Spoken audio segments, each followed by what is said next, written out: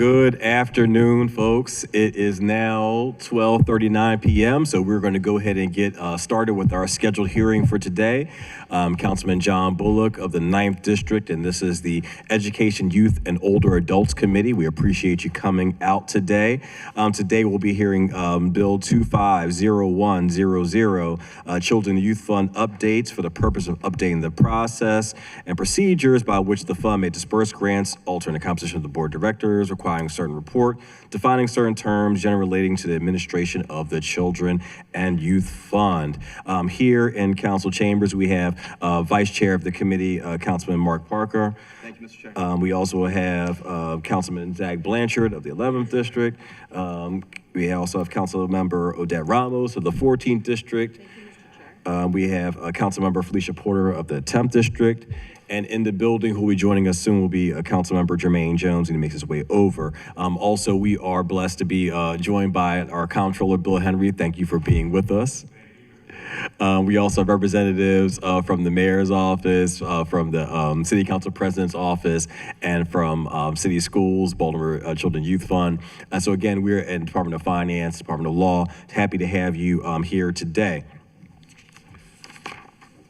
And then also happy to have our staff at the committee, Julian. Thank you so much for all the work that you do. So this bill was introduced on September 29th, 2025 by Vice Chair Councilmember Parker. At this point, I do want to provide an opportunity for you to say a few words if you like. Come up to the front. No, just Thank you, Mr. Chair, and thank you everybody for being here as part of this ongoing conversation of feedback and amendment to make this bill as strong as it can be. Mr. Chair, before I begin, I'd like to thank you for your partnership and leadership on the bill. Addressing you and members of the committee, I'd like to present Bill 25-100. This bill aims to ensure that our city code aligns with the organization BCYF has become and the work it's doing every day for Baltimore City youth. At its core, this legislation strengthens our ability to support BCYF's vital mission, funding and building the capacity of youth-serving, community-based organizations throughout our city. It seeks to bring greater clarity to the relationship between BCYF and the city government, reaffirm the oversight structure already established in the city charter, and codify some of the excellent practices developed by BCYF leadership over the past 5 years. It aims to directly strengthen what makes BCYF particularly unique and powerful as an organization: community-led grant-making, a focus on grassroots organizations serving youth experiencing poverty, impactful and robust technical assistance for grassroots organizations, and strong youth leadership, including youth representation on the board. There's a piece of legislation in front of us, of course, which is updates to the 2020 ordinance, summer of 2020 ordinance, which allowed for the creation of BCYF to administer these funds in accordance with the city charter. We'll spend most of our time focusing on that piece of legislation. I'm grateful for all those who are going to be offering feedback on the legislation. But there's also context for the legislation that's important to name as well. Part of that context is the origin, history, and growth and development of BCYF as we know it under the board members and the staff who are here with us today. BCYF is doing vital work every day to shepherd significant public resources by funding youth-serving community-based organizations in neighborhoods across our city and strengthening those organizations through technical support. BCYF was created by the City Council and affirmed by Baltimore voters in 2016 through a charter amendment following the killing of Freddie Gray and the spotlight it put on what most of us already knew: the lack of meaningful private and public investment in youth-serving community-based organizations, especially for Black and brown youth. The current version of BCYF took shape more than 5 years ago, in part through the City Council passing authorizing legislation for the new nonprofit, which was being created, and it's that legislation that we return to today to consider updates. Since that time, the organization has grown and developed in key ways: dedicated and growing staff leadership, an engaged and dynamic board of directors, a robust community grant review process, established partnerships around the city, a whole cohort of grantees, many of whom are represented today, and multiple years of success in deploying public funds effectively as grants to youth-serving community-based organizations across the city. Given that organizational growth and success, it's now time for the City Council to return to the authorizing legislation from 2020 to make needed updates to better align the legislative framework with the operational reality of the current BCYF organization. to fill in some of the gaps that were left in that legislation and to bring a bit more clarity to the law. This is a responsible action by the City Council to better support the vital mission and ongoing operations of BCYF, to affirm and strengthen those things which make BCYF unique and transformative, and to make sure that the great work happening across our city through the organization and especially through the efforts every day of grantees continues to receive funding and technical support with the full support of this council. There's a legal context to BCYF.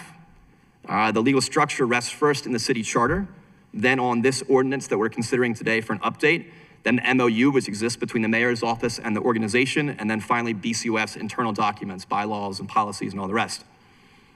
Our specific responsibility as council members, which I know my colleagues know, but for the sake of those in the room, is to ensure that the ordinance part of that framework is optimally designed to align with the rest of the legal framework and to support the work of the organization. This is all in the context of the city charter, which says that the mayor and city council by ordinance shall provide for the oversight, governance, and administration of the Children and Youth Fund, including methods and criteria for identifying specific programs and services eligible for funding by the fund, methods and criteria for allocating available funds among eligible programs and services, and 3, the establishment of any other legislative or administrative rules, regulations, or standards consistent with this section governing the fund, its operations, and programs and services funded by it. In considering this legislation, as in considering the legislation that passed in 2020, we are attempting to fulfill our obligations and responsibilities under the charter to provide for these things by ordinance in the broader context of the legal framework of BCYF. Put simply, updates to the law are needed to better support the vital and transformative work of the organization. For example, the current law references capacity building, but allocates no specific funding to it. And we know how critical that is to the work of the organization. It refers to annual reports and financial plans, but leaves the description of those plans incredibly vague, leaving BCYF over the last few years to develop in a really great way what should be contained in those plans. Now, the current law puts youth leadership on the board as a high priority, as it should be, but with such an open-ended waiver clause as to not ensure that future iterations of BCYF will have the same commitment to that leadership that the current board and leadership of the organization do. The current law made community grant review a central feature of equity and community accountability framework, but did not provide dedicated funding for it or explicitly require it for all funding opportunities. The current law makes no mention whatsoever of the grant review process, despite the requirement in the charter for the mayor and city council to address that matter by ordinance, as the law department very helpfully pointed out in their report, which also led to lots of additional work for everyone, but that's what we expect from very thorough people in that department. The current MOU includes standard provisions around availability for audits, but no audit regime or schedule is called for in the existing ordinance, since that's being attempted. None of that is a failure at all of BCYF leadership, board, staff, anyone else.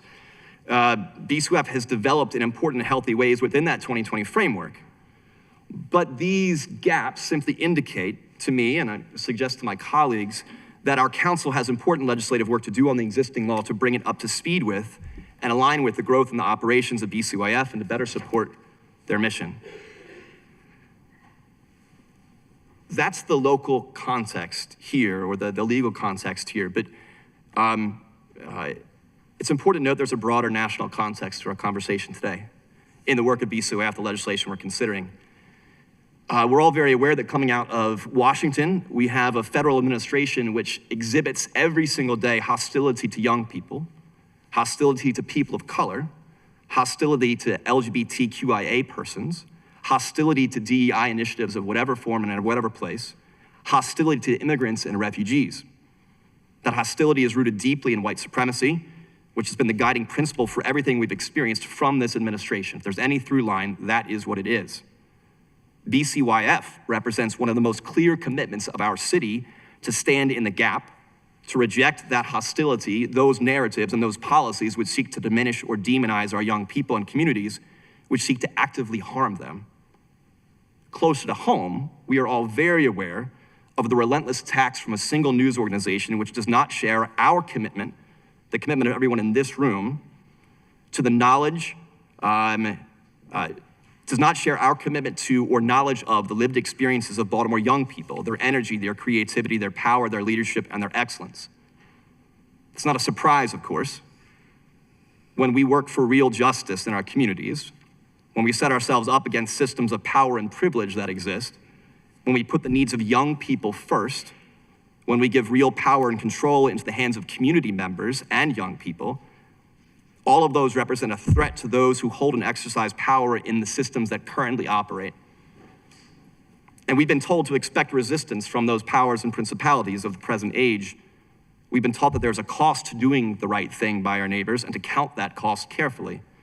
We've been taught to expect people of ill will to utter all manner of evil against those people doing this work, and we see that every day.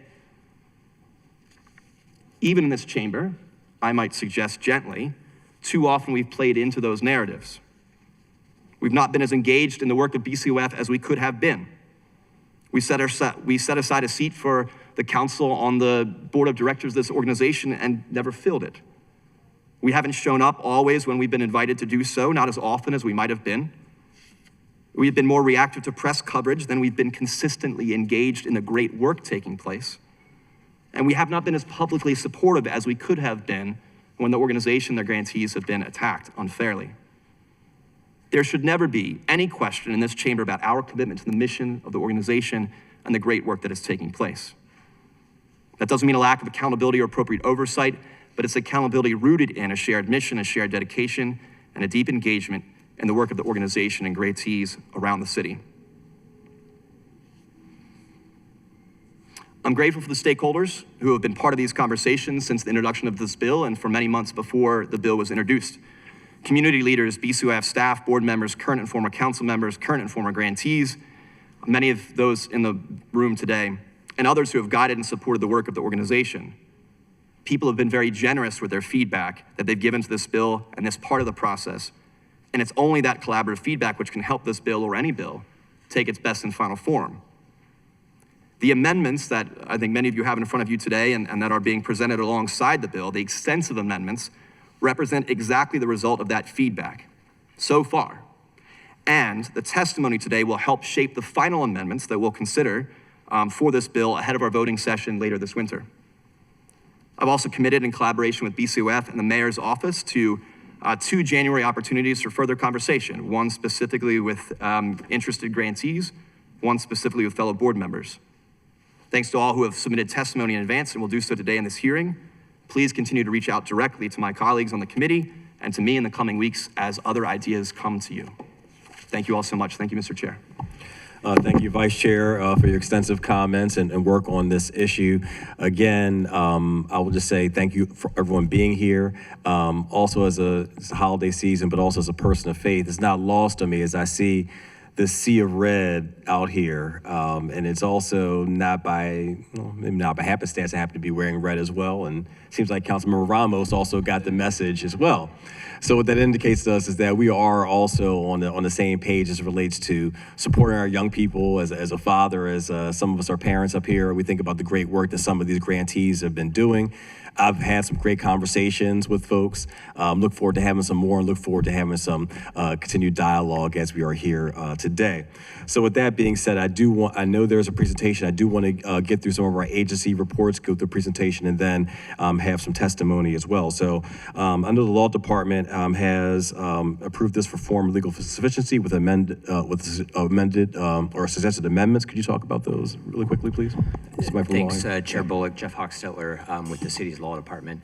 Yeah, as explained in law's report, the current first reader had a number of issues that we had talked about with the sponsor and worked through, and actually addresses to those concerns are in the current amendments that I think are going to be talked about later. So assuming that amendments along those lines are adopted, we can approve the bill for forming legal sufficiency. All right, thank you very much. Department of Finance, opposed. Can you talk about that, please? Good afternoon, Mr. Chair. Laura Larson, City Budget Director. We stand behind the bill response that we submitted in opposition to the bill. I do want to know one clarification or correction in our bill response. On page 2 of our response, we include a table where we've described the major changes that are proposed in the legislation, and the final item that we note was board composition. And I do want to note that in the proposed column, we did not fully capture the amendments that the sponsor had made. And so BBMR through MOGR has submitted an updated bill response that makes that correction. In regards to our opposition to the bill, we understand and are supportive of the sponsor's intent, and we, stand by looking for ways that the city can continue to collaborate with the Children and Youth Fund in terms of how we can coordinate investments in the city's young people in order to sustain some of the investments that we've been able to make in recent years. We understand the process changes that are being proposed in the legislation and support the sponsor's intent to increase the accountability and transparency and oversight of the fund. All right, thank you very much. Baltimore City Public School System. Good afternoon, Mr. Chairman, members of the committee. I'm Melissa Broom, Legislative Affairs for City Schools. You have our agency report. We describe in our report 2 requested amendments that would remove our concerns with the bill, and we've greatly appreciated the chance to work with the sponsor, and the amendments you have before you today address our concerns. So assuming they are adopted, City Schools has no concerns with the legislation. Thank you. Thank you very much. I also see on the list we have the Youth Commission. I don't think we have a representative here. Unless you, oh yes, please come forward. Hello, good afternoon. I'm Janelle Penny, Chief of Staff of the Mayor's Office of Children and Family Success, and we oversee the Baltimore City Youth Commission. We submitted our bill report, but we are in favor of the Youth Commissioner being able to be selected by vote from a member of the Youth Commission body. Thank you. Awesome, thank you. We're in red as well, I like it. All right, and then we have our comptroller sitting right here in front of us, and Casey as well, so go right ahead. As always. Good afternoon, Mr. Chair. Casey Kelleher, Deputy Chief of Staff to the Comptroller. I'm joined by the Comptroller who will be speaking in just a moment. You have our bill report. We stand favorable as amended. This is after conversations with the bill sponsor and BCYF, which we're very thankful for. We do note that this bill would require our Department of Audits to complete a performance audit of BCYF every 3 years, and that would require an increased number of auditors to complete that in our agency. We anticipate that would need at least 3 positions to complete the bill's mandate. So we did attach a small fiscal note here, and we're committed to working, if passed, with budget to make sure that we can fulfill this need. I leave it to Mr. Comptroller. Thank you, Mr. Chair. First, I want to say on behalf of the councilman for the 11th and 12th districts, as well as myself, thank you for spotlighting that we were supposed to wear red today, and those of us who wore blue will be exiting quietly out of the side door at the conclusion of this event. I wanted to make a point of appearing here personally for several reasons. One, I did not know that Finance was already opposing the bill, so I wanted to better explain the fiscal note because having spent some time on your side of the table, it can sometimes be surprising when an agency comes in and says it will cost over $300,000 to do something once every 3 years. And just to be clear that we're at capacity right now in the Department of Audit, so we would need to hire another team of auditors to do more audits. And so that is the downside of the fiscal note that we have attached. On the upside, as I have had conversations with members of the council in the context of the Charter Review Committee, I know there is interest by the council in audits doing more audits and auditing more agencies than we currently do and expanding the existing biennial audit process. So while this is technically the fiscal note for this particular bill, I will add that addressing it will also increase the capacity of the Department of Audits and make it easier for us to do additional audits that the council may support having us do as a matter of other legislation that will come before you. I wanted to add a bit of recollection to Councilman Parker's very extensive backstory for this, which I appreciated, and also to thank Councilman Parker for introducing this bill. Speaking as a former member of the body, I will say nobody outside the council appreciates what it takes to fix legislation that isn't that old, but wasn't done as well as it could have been, because you get a lot of internal issues that you have to deal with on top of the actual legislative and policy issues. So I wanted to really applaud you for taking this on.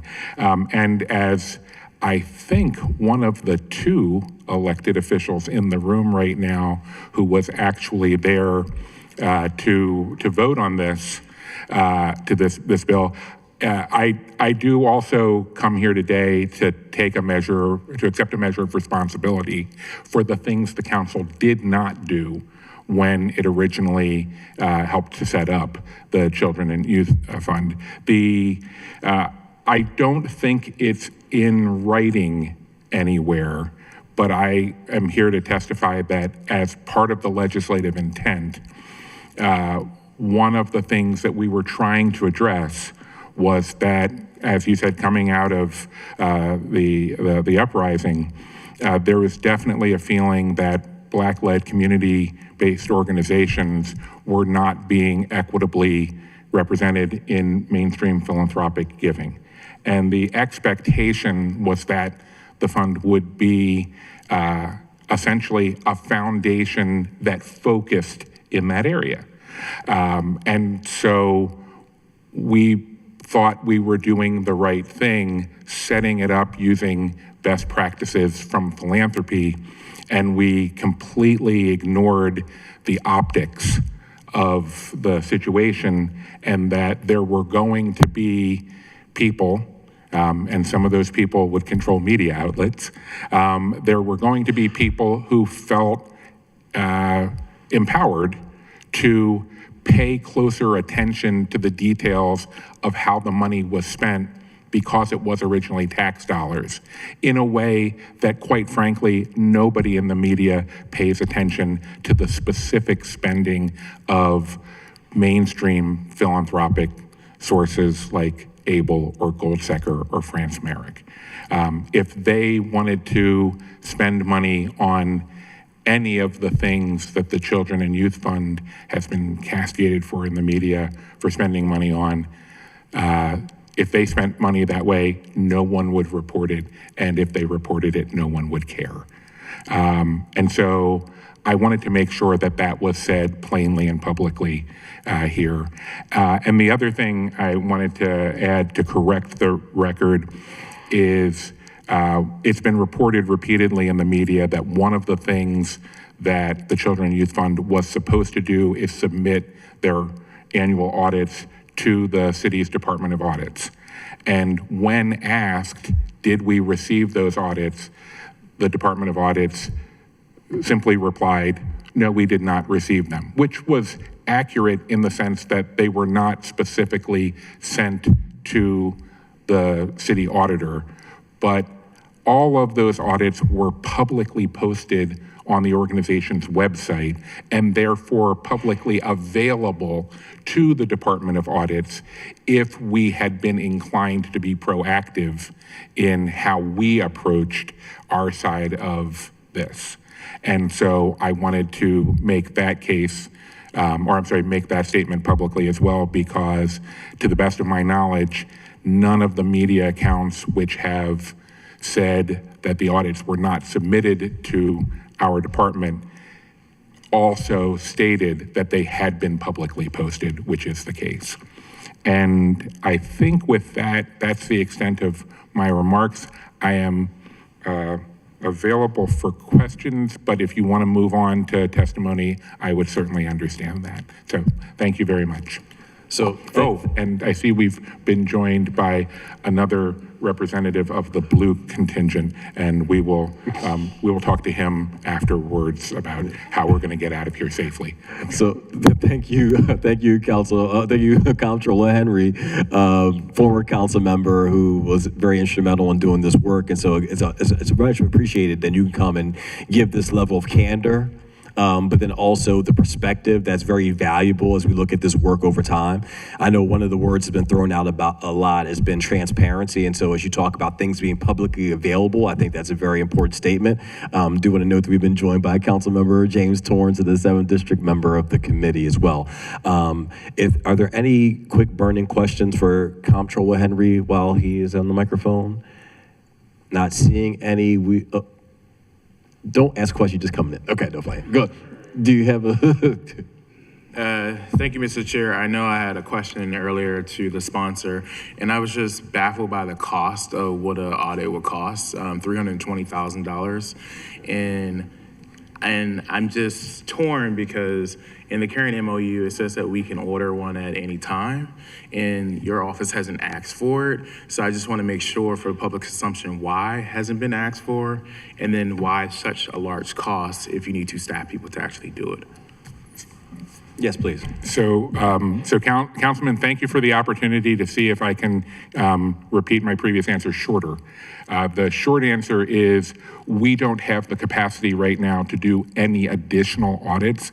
And so in order to do more, we would need to hire another audit team.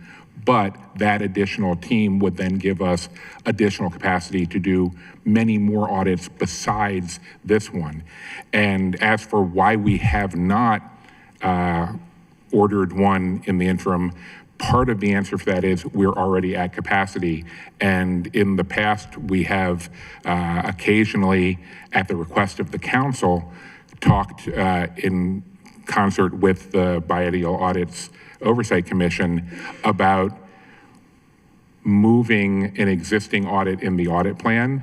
But the requests to do this did not come at a time when it seemed appropriate to not do one of the audits that we are already required to do by law.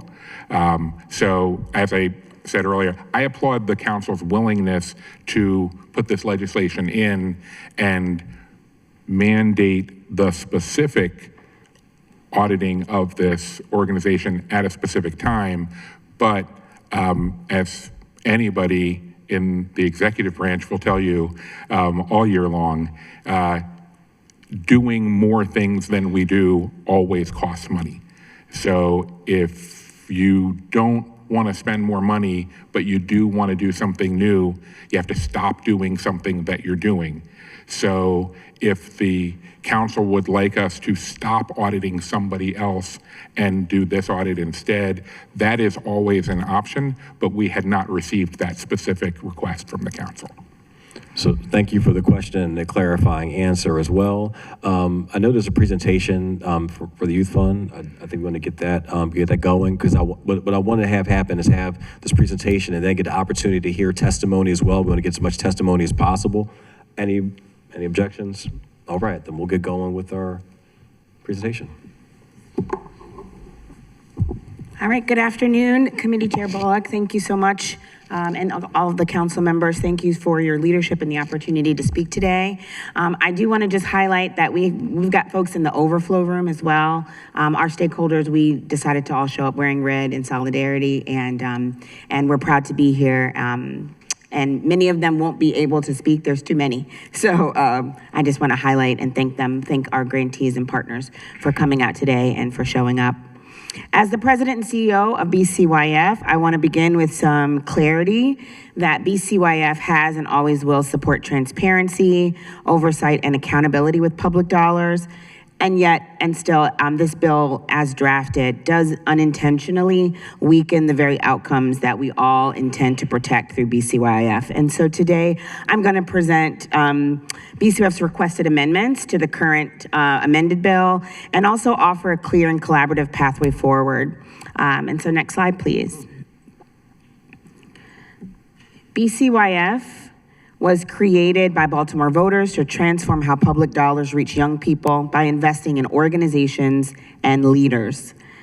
We were designed to center community voice, advance equity, and ensure youth-serving organizations have the resources they need to thrive. And those resources specifically are both dollars and knowledge and connection. And our structure is rooted in a legally binding MOU with the city, strong financial controls, and a commitment to accountability, in addition to a charter and ordinance that are now under review for revision. Next slide. We also exist because Baltimore demanded an equity-driven approach to youth investment. So BCYF bridges philanthropy, government, and community. And we ensure that public funding decisions reflect the lived experience and wisdom of those that are closest to our young people. Next slide. And what you see here in terms of our progress and successes are not just abstract numbers, these are real, tangible outcomes for Baltimore's young people. We support over 17,000 youth seats annually through athletics, arts, workforce development, mentoring, mental health, and more. We partner with more than 100 organizations each year, most of them, over 75% of them, Black and Brown-led, grassroots, and community-rooted organizations. This busts the national average of 2% of philanthropic dollars being reserved for Black and Brown-led organizations. And we invest in capacity building, which is a real fancy term for real transformative learning that ensures organizations grow stronger and more sustainable year after year. Next slide. We invest in both programs and people. We have a dual investment strategy that is embedded in the ordinance, embedded in our MOU, embedded in all of our founding documents. We provide grants for direct services. We also invest heavily in leadership development, compliance training, and operational capacity using a research-backed adult learning theory to great success. Our dual investment model is why organizationally compliance has risen from 30% in 2023. And I just want to shout out, as a person who used to work at the State Department of Education, a rise of 60% of improvement is unheard of in 1 year of learning. But that shows you the appetite and the capacity of the leaders that we serve at BCYF. And so we've been able to maintain since 2024 a rate of 90% or better. This year, for the first time, we're at 94% of our grantees being in compliance. We're building a stronger, more equitable youth development ecosystem here in the city. Next slide. While some narratives may suggest that BCYF needs stronger oversight, I just want to be clear about the reality of the oversight that we have. BCYF is governed by a comprehensive MOU with the city. We also undergo annual independent audits. We comply with all federal IRS nonprofit reporting requirements and state requirements. We also conduct grant monitoring that is risk-based. We also do post-award site visits and annual reporting. And we do something that very few, especially independent nonprofits, do. We present our budget and work plan to the public for feedback every year. So we have this quadruple layer of government, community, and board, of course, oversight, that we have all of these robust accountability systems in place. Next slide. So there are some myths that BCYF is not audited. BCYF does undergo annual independent financial audits. We also, of course, as you've heard, there is a provision for performance audits in our current MOU. And that lever has been pulled once before. Prior to my coming on board. BCYF, around transparency, just a reminder, we are a very transparent organization. We publish our reports, we hold public meetings around feedback and around programming so that everyone is aware before we even deploy any program or operation, people can come in and give feedback on those items. And BCYF funds unvetted organizations is another myth that we've heard. And just that reminder that BCYF has a multi-stage review and risk screening process that is community-centered, but also relies on the dedicated staff and team at BCYF, who often toe the hard line between trying to develop transformative relationships with folks, but also keep in line with compliance. And so the legislation should be grounded in those facts, and we're excited that to hear today that we won't be grounded in the misconceptions or misunderstandings of some of the stories that we've heard. Next slide. So why are we then concerned about the bill at all? While there's strong intent, there's still some concerning impacts. And so we fully understand and respect the intent of the bill to strengthen oversight and clarify expectations, and most importantly, I think, to reinforce public trust. There are still several provisions that include would introduce operational strain, I would say legal conflicts, and some equity concerns. And these issues share one root cause, which brings us to the next slide. The bill attempts to fix perceived problems without full alignment to our existing systems, and without the proximity that we all need together. And so it conflicts with the MOU in some cases, sometimes with nonprofit best practices, and even with some of the operational realities of small organizations these organizations are led by citizens who are helping other people's children to achieve their best success. Next slide. For example, we strongly believe that grant-making processes, as they're articulated here, do not belong in the statute. The bill writes detailed grant-making steps into law, including application requirements, evaluation procedures, review structures, and more, and grant-making must evolve based on emerging needs, lessons learned, and community feedback. So putting these practices into statute really undermines our ability to be responsive, equitable, and of course, innovative. Next slide. The fiscal sponsorship question, we also want to make sure that there is a careful mention whenever we're mentioning nonprofit support, that many of the impactful programs in our city also operate under fiscal sponsorship. And so these groups are often new, community-led, and deeply trusted by young people, and they need the support and infrastructure that a fiscal sponsorship provides. So these are small orgs led by dedicated community members with some of the most potent solutions and effective solutions in our city, but not always the strongest infrastructure. Next slide. Around the areas of reporting and accountability, we just want to ensure that BCYF supports quarterly reporting and strong fiscal accountability. However, the rigidity in the current statute and the statutory timelines and rationale do not account for the risk levels and grant size or operational context. So we look forward to opportunities to work with our grantees and board with the sponsors of the bill to think about reporting cadences. And we want to emphasize we really advocate for those to be determined by staff in alignment with our MOU and not imposed inflexibly by statute. Next slide. BCYF is driven by process improvement, by community voice. You can see here, one of our leaders said BCYF didn't just fund us, they taught us how to sustain our work.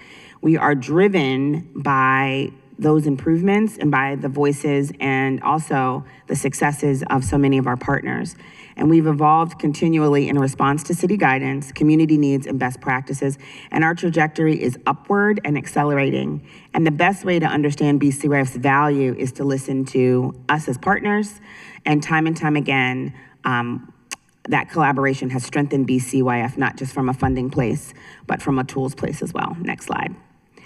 So in summary, the amendments that will strengthen the bill, we're requesting amendments around removing the grant-making processes from the statute, articulating them differently so that they are in alignment with the charter, removing prior year expenditure caps, which has been done, adjusting the conflict of interest restrictions so that those can also be operationally mandated, preserving fiscal sponsorship to support it in an explicit way, avoiding board expansion without, we don't want to create unfunded mandates around board expansion and administrative support, aligning the reporting with our current MOU, and removing vague demographic language that could create challenges as we go. Next slide.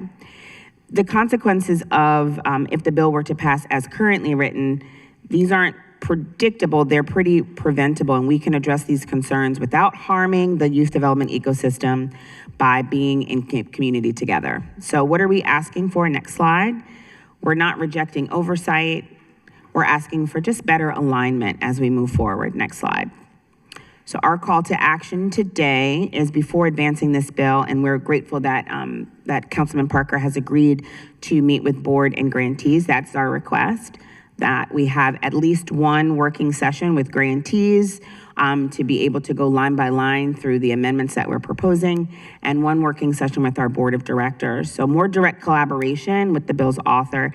And these sessions will really allow us to address concerns meaningfully, collaboratively, and with accuracy, which is the way that BCYF was created. I just got a text message that the first hearing for BCYF was on December 16th, 2015. So it's apropos that we're all here today, almost 10 years later. Next slide. This legislation will shape the conditions under which Baltimore's youth-serving organizations operate for years to come. So this really matters, and we all share a responsibility to get this right. Last slide. BCYF is one of Baltimore's greatest public sector success stories. We hope that moving forward together, we can strengthen oversight together without compromising what works, without disrupting the progress of the thousands of Baltimore youth that they've come to rely on, and the over 100 grantee partners that are doing incredible work with children all across our city.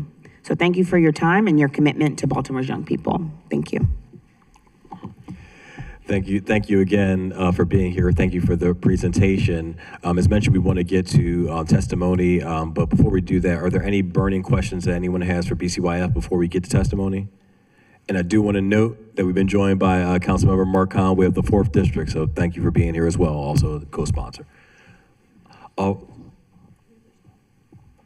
don't think we have those slides, but we can get them. All right, so let's go to public testimony. Let's see.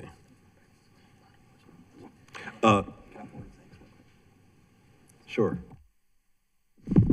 Thank you, Mr. Chair. Just a word of thanks. I really appreciate the presentation and all the feedback from board and from staff up until yesterday, and continue to exchange good things. The list of amendments that you presented here and that we talked about yesterday have a lot of alignment with what I'm trying to accomplish, and so I look forward to the next steps there. Thank you. All right, so we're going to go down the list. Corinne Adams.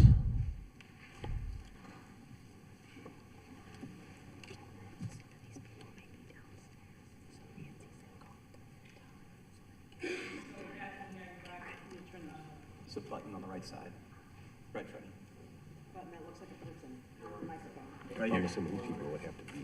Oh, okay, got it. Sorry about that. So good afternoon, everyone. My name is Corinne Tiny Adams. I am the CEO and founder of Leader Breeders. So I just kind of wanted to voice my experience as well as the support of the community sessions. My nonprofit is called Leader Breeders. We are 5 years old. In the first 3 years, I was operating kind of in a part-time position because I was also coaching. And then in April of 2023, I decided to go full-time with my nonprofit. In 2024, I was able to receive the grassroots grant from BCYF, and it's honestly been life-changing for myself as well as the young people we serve. Prior to becoming a grantee, you know, there's so many things you don't know and that you're not aware of. You're a little bit naive, you put all your friends on your board and you figure out that's not the right thing to do, but BCYF helped me figure that out as well as provide some sustainability. So a lot of our core programs were kind of starting out of my pocket and donations here and there, but BCYF gave us a grant that allowed us to sustain programming for at least 6 months. All of our programming is free, so what that means is I need the funding to be able to do it for the communities we serve. In addition to the funding piece, the capacity building has been tremendous. So I've learned all of the things from, you know, I feel like when you put your 501c3 status in, you know, there's no real kind of guide. So, you know, it gave us an opportunity to learn the right way to do things, from compliance to 990s to the structure and all of those different things that, you know, most of us had no idea. You know, I was a new person in the room, but there were older, you know, CEOs and founders who weren't aware of some of those things. So just really getting that opportunity. But when you think about where we were before the grant, some of those provisions would have restricted us from having that opportunity to grow. The other side of it is with that capacity building and sustaining those initial programs, we've been able to attract more funding and provide those metrics. So they kind of basically jump-started the momentum we have now. So I just wanted to speak to that piece, but also, you know, let you guys get an idea that, you know, had we not become a BCYF grantee, I'm not even sure we would have survived year 5. So wanted to stress that point, and like I said, just supporting the more working sessions so you can hear more stories like mine and understand that some of these provisions would have prevented us from doing the things we do in the community. All right, thank you. Thank you. First person I saw come in here was Ms. Kim Trueheart. Ms. Trueheart, did you want to come up and testify?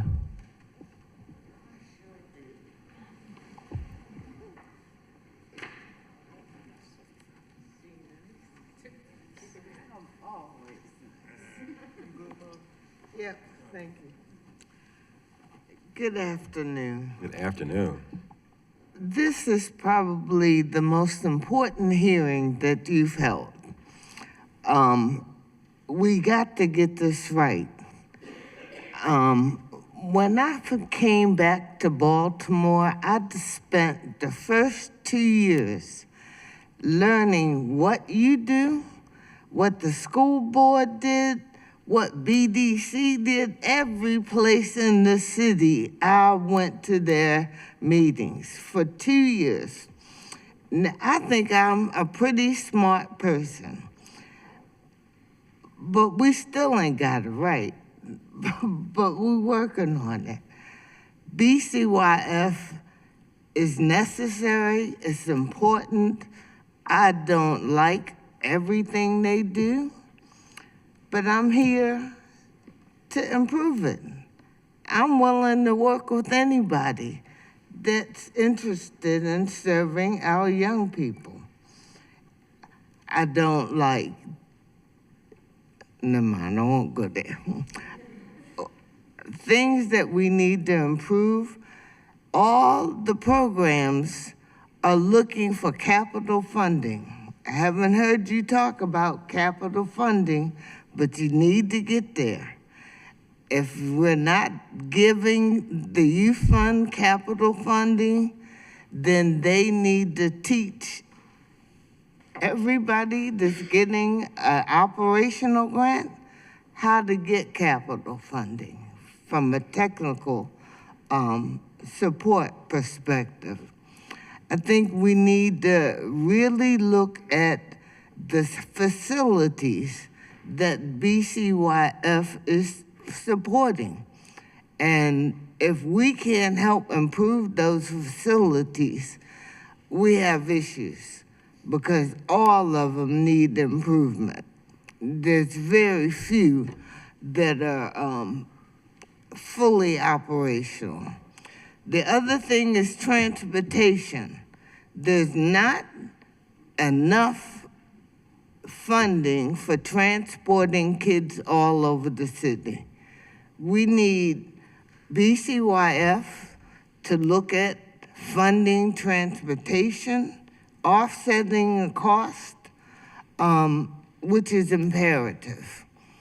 We also need to look at how are our kids getting into college? Who's paying for it? Hopkins is a good program that's tuition free, but if you don't have the right GPA, you're not gonna qualify for that program. But BCYF can offset for secondary educational opportunities for our kids. I applaud Alicia in your presentation, and I do agree that you are presenting your budget, but I want input on how that budget is presented for adoption. I think we see that in the council, the budget hearings before the budget is voted on. We need to do the same for BCYF. I'm excited because we're gonna get there. I have confidence, and thank you, Councilman, for bringing this to our attention and giving us the opportunity. Have a great day. Thank you, Ms. Juhart. Also, see we've been joined by Council President Z. Cohen. Did you want to say anything before we continue on with public comments? Perfect. Thank you so much. Okay, I'm going to keep going down the list, and I also want to note that there are some people in the overflow, so I may call some additional names so folks can make their way up to chambers. And if I mispronounce your name because I can't read it properly, just let me know as well. Okay, let's see. Minister Brian Badley.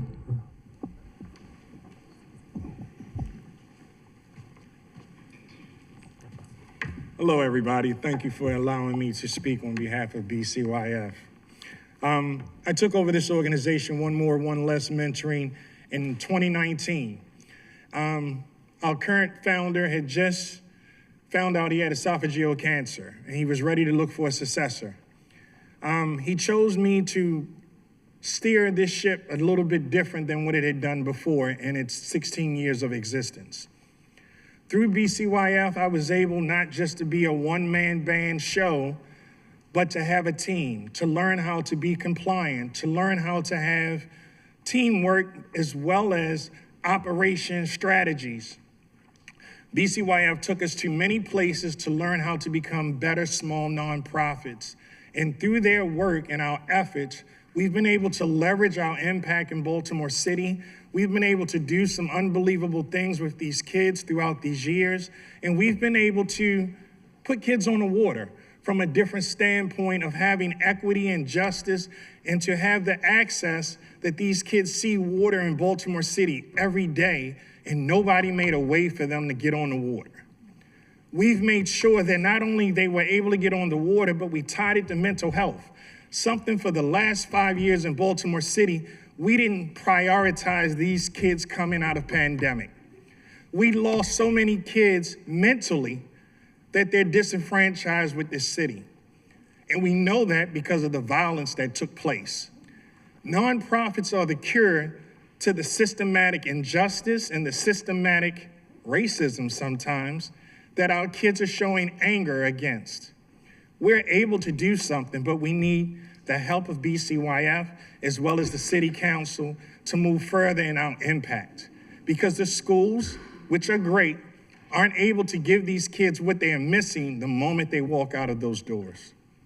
They're going back into families that need to be healed. They're going back into streets that want to push them into a crime life. We are that in-between intervention. And with that, I say thank you. Thank you very much. Let's see, Minister Eric Brockman.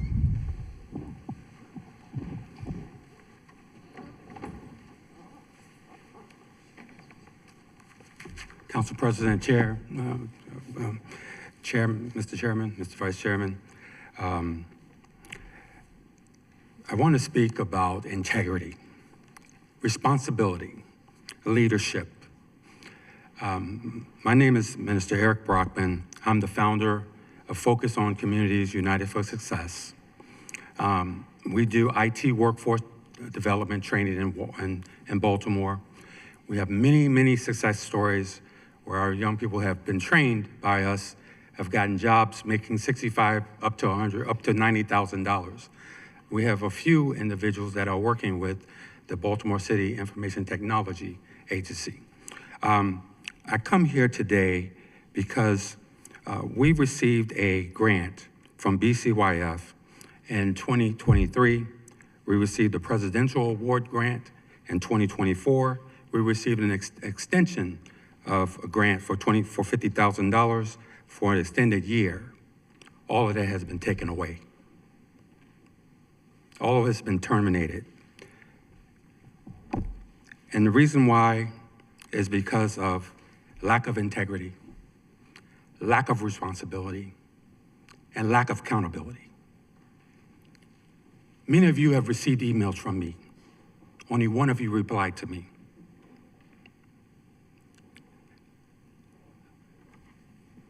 My nonprofit is to help young people to get into the IT field and to change their lives.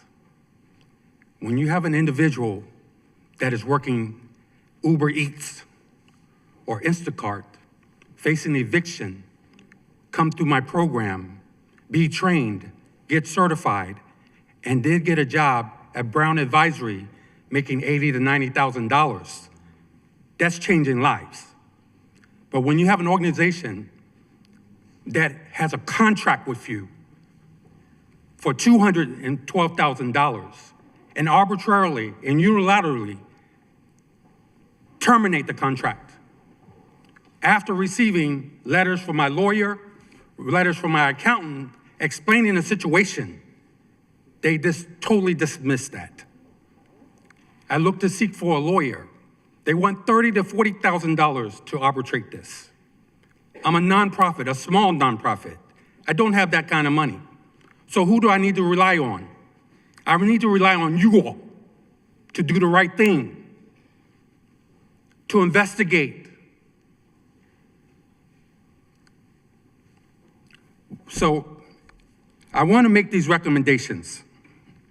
I recommend that you put in this bill that BCYF is required to record all meetings with nonprofits. I want you to require leadership qualifications that are commensurate to running a $16 million fund. If you don't have the qualifications, how are you going to run a $16 million fund? Establish an independent ombudsman with decision authority. Create an external oversight committee with enforcement power. Implement a formal appeal and due process mechanism. BCYF doesn't have that. I had no one to appeal to. Prohibit retaliation against nonprofits. Require transparency and review for grant withholding or terminations. Replace the current BCYF executive leadership. Reaffirm the council's duty to access oversight without fear, without retaliation against the body. I say these words reluctantly. All I want to do is train young people. All I want to do is help young people. I don't want to be retaliated against because of personality conflicts. I don't want funds that have been contracted to me to be arbitrarily and unilaterally removed. We've lost our training space. Our credit has taken a hit. And we had to stop operations because we have 290 applicants. We can't train any of them.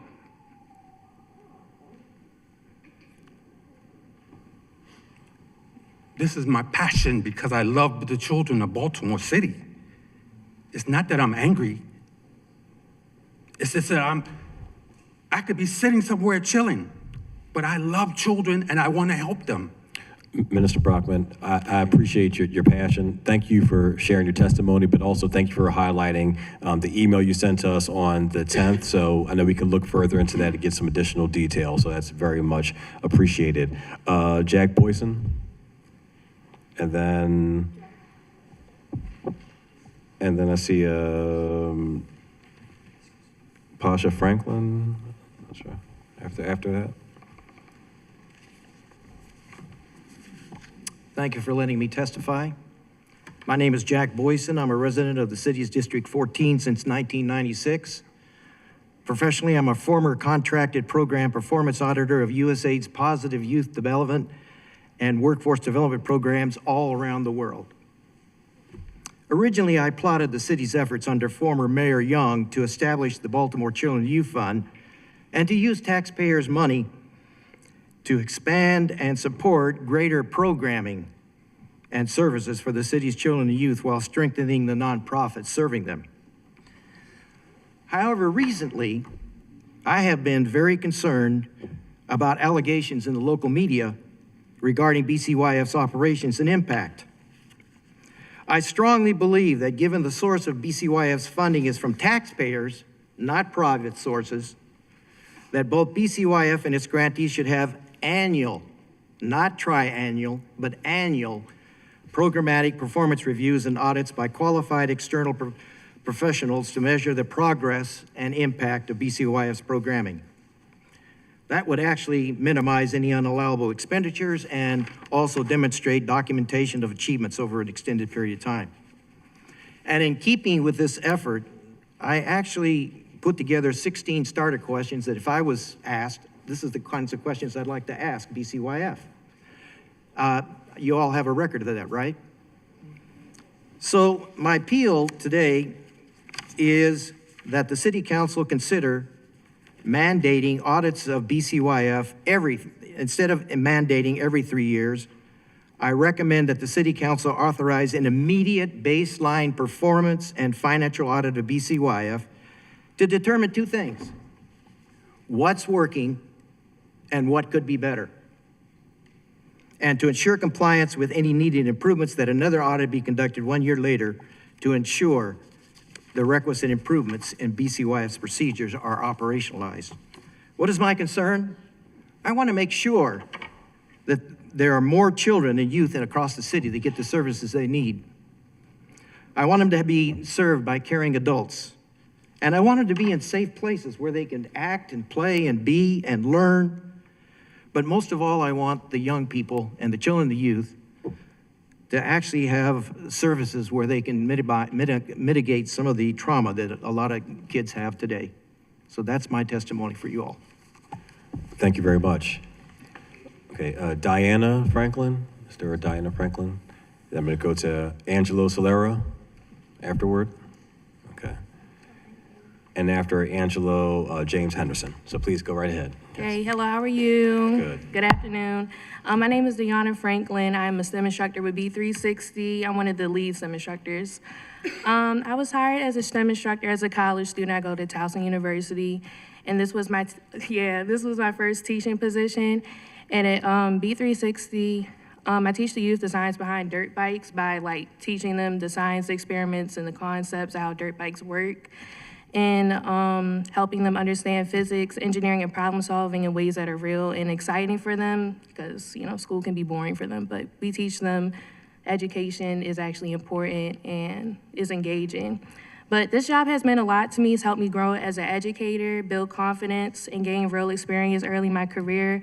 More importantly, it allows me to pour into young people from Baltimore and show them that STEM can be accessible and relevant to their lives. Our program, it directly impacts young people by showing them the options that they have to become successful. So if we say you're interested in fixing dirt bikes and becoming a mechanic, you can become a mechanical engineer instead and make more money, and just showing them the right way to achieve more higher paying opportunities. During our summer camp, I experienced firsthand how the Baltimore City Youth Fund reporting requirements already are. It is already tedious and very time consuming. Large portions of our program time were spent helping students complete required surveys while managing the classroom. So that took away our classroom time and teaching them, as we would take out the Chromebooks and charge them and enter links, fix technical issues, and so many other things happening at the same time while trying to teach them the experiments and everything.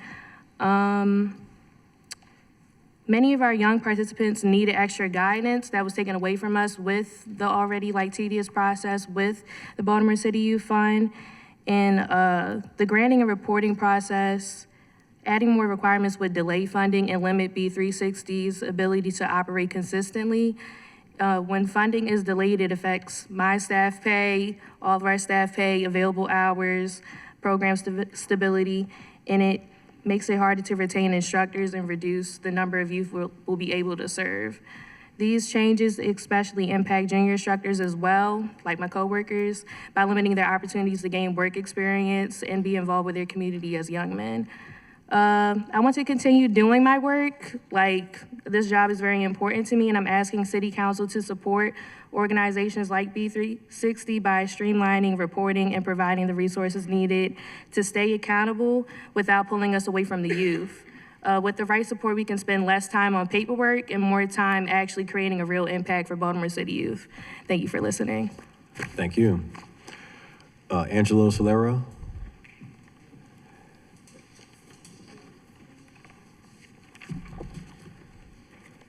Good afternoon, Chairman, members of the committee. Just to clarify, I think most of us are wearing red because we are in support of BCYF, so also because of the holidays, but just that. My name is Angelo Solera, founder and executive director of Nuestras Raíces, Inc. and Casa de la Cultura, a Latino community-based cultural nonprofit organization located in Baltimore's First District, represented by Council Mark Parker, the sponsor of the bill 250100. We are a Baltimore Children and Youth Fund grantee since 2023 and operate culturally responsive youth programs through Casa de la Cultura, including after-school enrichment, arts and culture education programs serving Latinos and immigrant youth. As a small grassroots organization, our capacity to serve effectively depends on funding structures that are equitable, flexible, and grounded in the lives realities of community-based providers. We appear here today in strong support of Baltimore Children and Youth Fund and its request for a community and board working session prior to further advancement of this bill. While we respect the intent of the Council Bill 25-0100, we are concerned that the bill and recent amendments were introduced with limited opportunity for meaningful community input. As an organization directly impacted by this legislation and located in the 1st District, we believe that our voices and the voices of many similar organizations should be more fully included on this process. Accountability and transparency are essential. However, codifying detailed reporting and governance requirements into law, particularly without corresponding resources, create unintended consequences.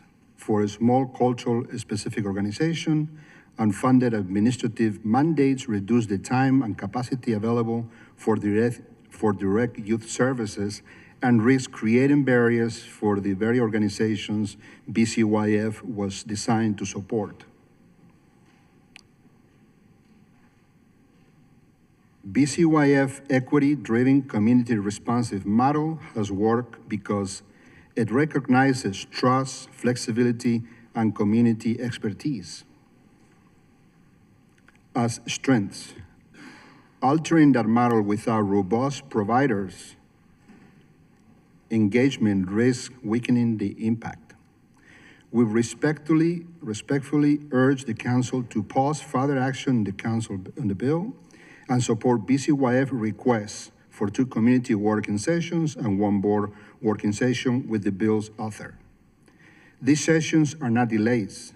They are necessary steps to ensure legislation is informed, equitable, and effective.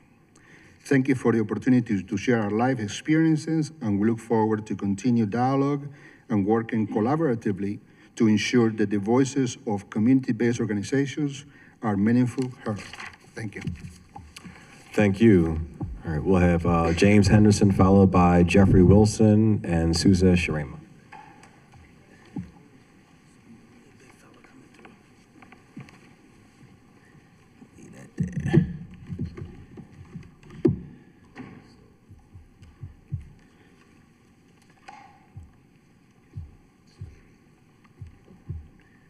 All right, how's everybody doing today? Again, my name is James Earl Henderson Sr. I am the Executive Director for MTM Foundation. MTM Foundation has been a nonprofit 501c3 since 2015. In 2018, I'm gonna speak on a couple of things that I'm gonna sit down. Sometimes I am long-winded, so hopefully I don't go over my time. 2018, we applied for the BCYF grant. We didn't get it. My feelings was hurt. I was almost cried. But I have a couple of friends that got awarded. And I saw the progress that their program went through by being a part of the BCYF grant. In 2022, I reapplied and got accepted. I want to talk numbers really quick, just numbers. I'm an accountant by nature, and that I know somebody was like $300,000 for an audit. That's a real number for an audit for an organization that size. Our numbers, we get hit with, $13,000 to $15,000 for a small organization like ours for an audit. That kills us on a financial level. But let's talk numbers. Let's talk numbers. 197. I just want y'all to put these numbers in your head. 197, 2011. 2012, what happens? They close city recreation centers. By 2015, 344. 197 to 344. 2022. I'm just throwing out numbers. We're just throwing out numbers. In 2022, what happens? Miss Lee becomes the president. I hope I got the right number, years. Becomes the president. The number of BCYF grantees increases.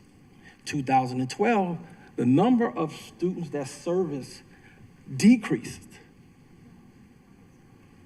What I'm saying is the impact that's going to happen by these changes is going to reduce the number of students that we can serve. That's going to have a direct impact on crime. It does. Now, I'm not a native of Baltimore City, but I've been here since '93, so Baltimore is my home. Pontiac, Michigan, 1991, just throwing out numbers. They closed every recreation center in the city of Pontiac, with the exception of one. Crime rate shoots through the roof. There's nowhere for us to go. Nothing for us to do. Miss Lee has been a blessing to the city, a blessing to the city of Baltimore, a blessing. Not only helping lead us, a small organization teaching us about boards, teaching us about budgets. Those things are what really keep our organizations active and still working with youth. I do a college readiness and entrepreneurship program, and I've got thousands of kids in college. Thousands. We follow our kids from the time they join our program until they get out of grad school. Since 2015, we have about 7 kids that we follow throughout grad school. Now, that's a small number. That's a small number. But I want to tell you about one story, one last story. There was a kid that went to Coppin. I'm not going to tell you his name, but he went to Coppin Academy. I was working there as a volunteer, teaching entrepreneurship, and I took him on an Ivy League college tour. Kid had less than a 1 point something GPA. The administration was mad that I took him because I was using their funds to help take him on the tour. It was a 5-day tour. But I didn't take him to get him into school right then and there. I had to take him to see where he can go. He didn't have the grades.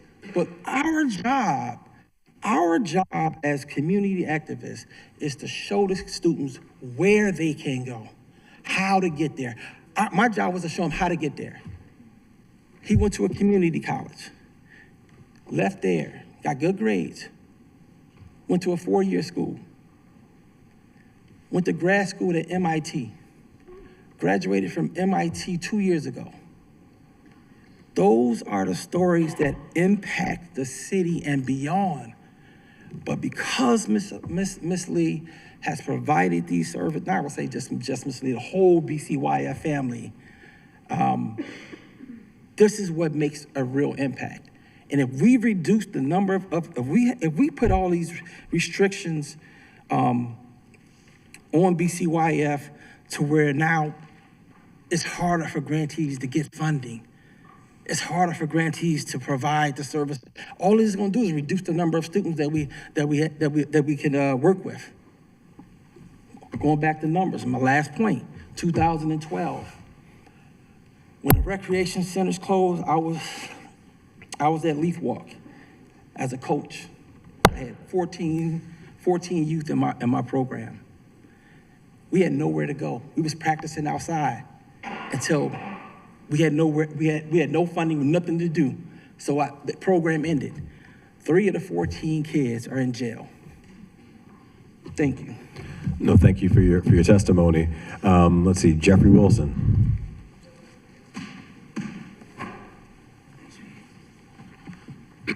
Good evening, everybody. It's an honor and a privilege to be here. I'm Jeffrey Wilson, Executive Director, founder of For My Kids. BCYF, you've been a blessing. I've been in the trenches, man, doing this work for so long, and I might have got $10,000 grant, $1,000 grant, which wasn't able to sustain at all.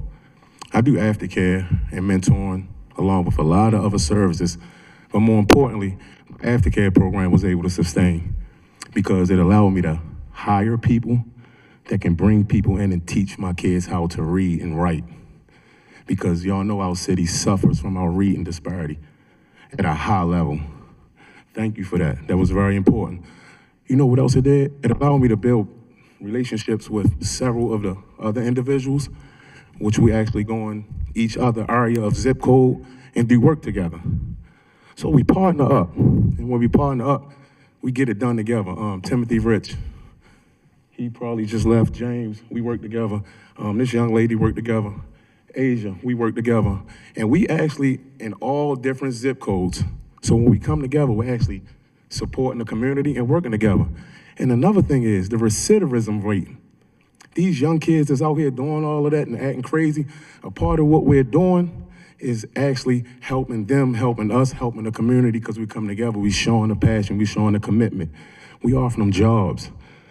We got a entity that we created called Street Chronicles, where it's maybe 20 guys that were adjudicated, got in trouble, truancy, dealing issues with their mothers and fathers and substance abusers. We took them in. We mentored them Mondays and Wednesdays. We gave half of them jobs. We gave half of them certifications, but we also give them the understanding that they can be something else besides what they're doing. Some of them guys were in jail last year. They're not this year. When he speak about numbers, that really matters. Because in order to change, you got to change the people, you got to change the environment, you got to change the community. And what they're doing, they're allowing us changing the community by giving us the opportunity. We didn't have the opportunity because the funds wasn't relevant. So once again, thank you. It's important for y'all to support this type of initiative. Y'all have a blessed one. Thank you. See, Suze Sharema, followed by Taylor Perez and Crystalie De Los Santos. Hi. Good afternoon, council members.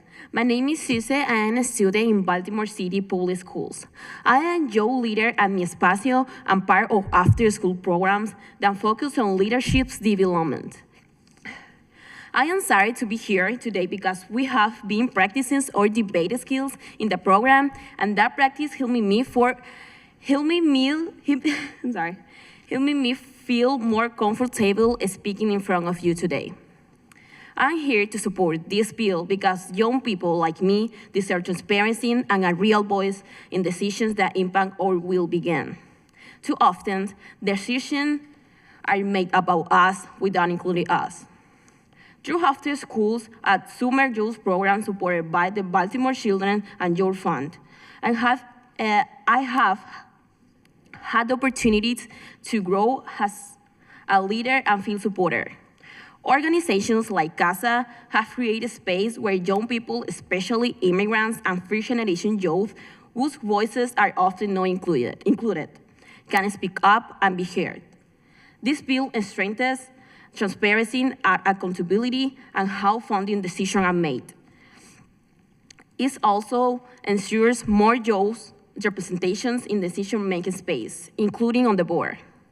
When youth are included, to fund can be better reflecting real needs of young people across Baltimore. Investing in youth leaderships and transparency in an investment in our future and a stronger Baltimore. Thank you, Councilman Parker, and each of you for your support of young people and the future of our city. Thank you. Thank you.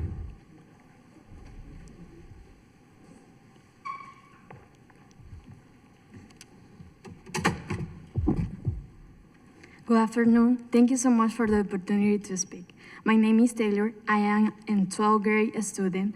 I am here today with other young from CASA, after school program Mi Espacio. I am here in support of this bill because young people deserve to be part of the decision-making process, especially when the decision directly affects our life and our futures. As an immigrant student, there are not many programs in the city for young like me and my peers. Programs like Mi Espacio are important because they provide a safe and support space where we feel seen, heard, and encouragement. Grow. Through CASA Young programs, I have support not only during the school year, but also during the summer.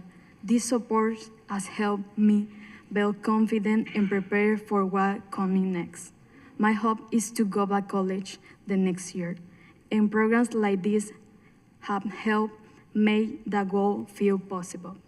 I am grateful for the opportunities I will have, but I want more young people to have access to programs like Mi Espacio, having more transparency in that process, and we give it the opportunity for other programs like ours to support young throughout the city. I will also love to see young represent in decision-making space, so that our voices and experience are truly included. Thank you for your time and supporting Joe in our community. Thank you very much. We'll have Crystalie De Los Santos followed by Rashad Stanton.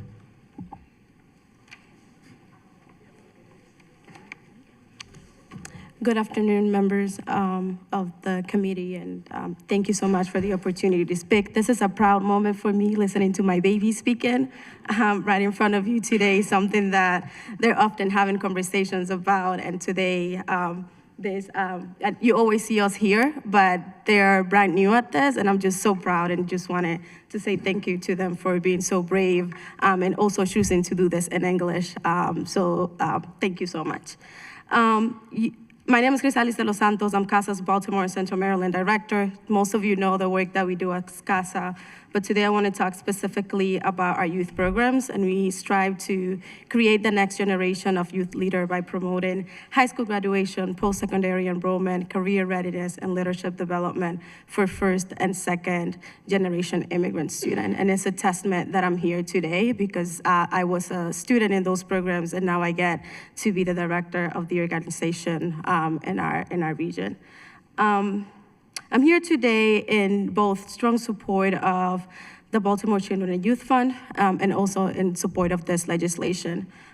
We've been lucky to receive funds from the Baltimore Children and Youth Fund, specifically in 2021, 2022, and also last summer to support with our cohort of MSP students, which most of you know that allow for Baltimore City graduating students to access higher education. But when it comes to immigrant students, they're not eligible for youth work, so they don't get paid as other students do in the city to be part of those summer programs. But thanks to the funding that we receive, we are able to create scholarships to support them in getting access to transportation and other things to make sure that they have the same opportunity as other youth to fully use the summer to engage and learn about what's to come ahead for them.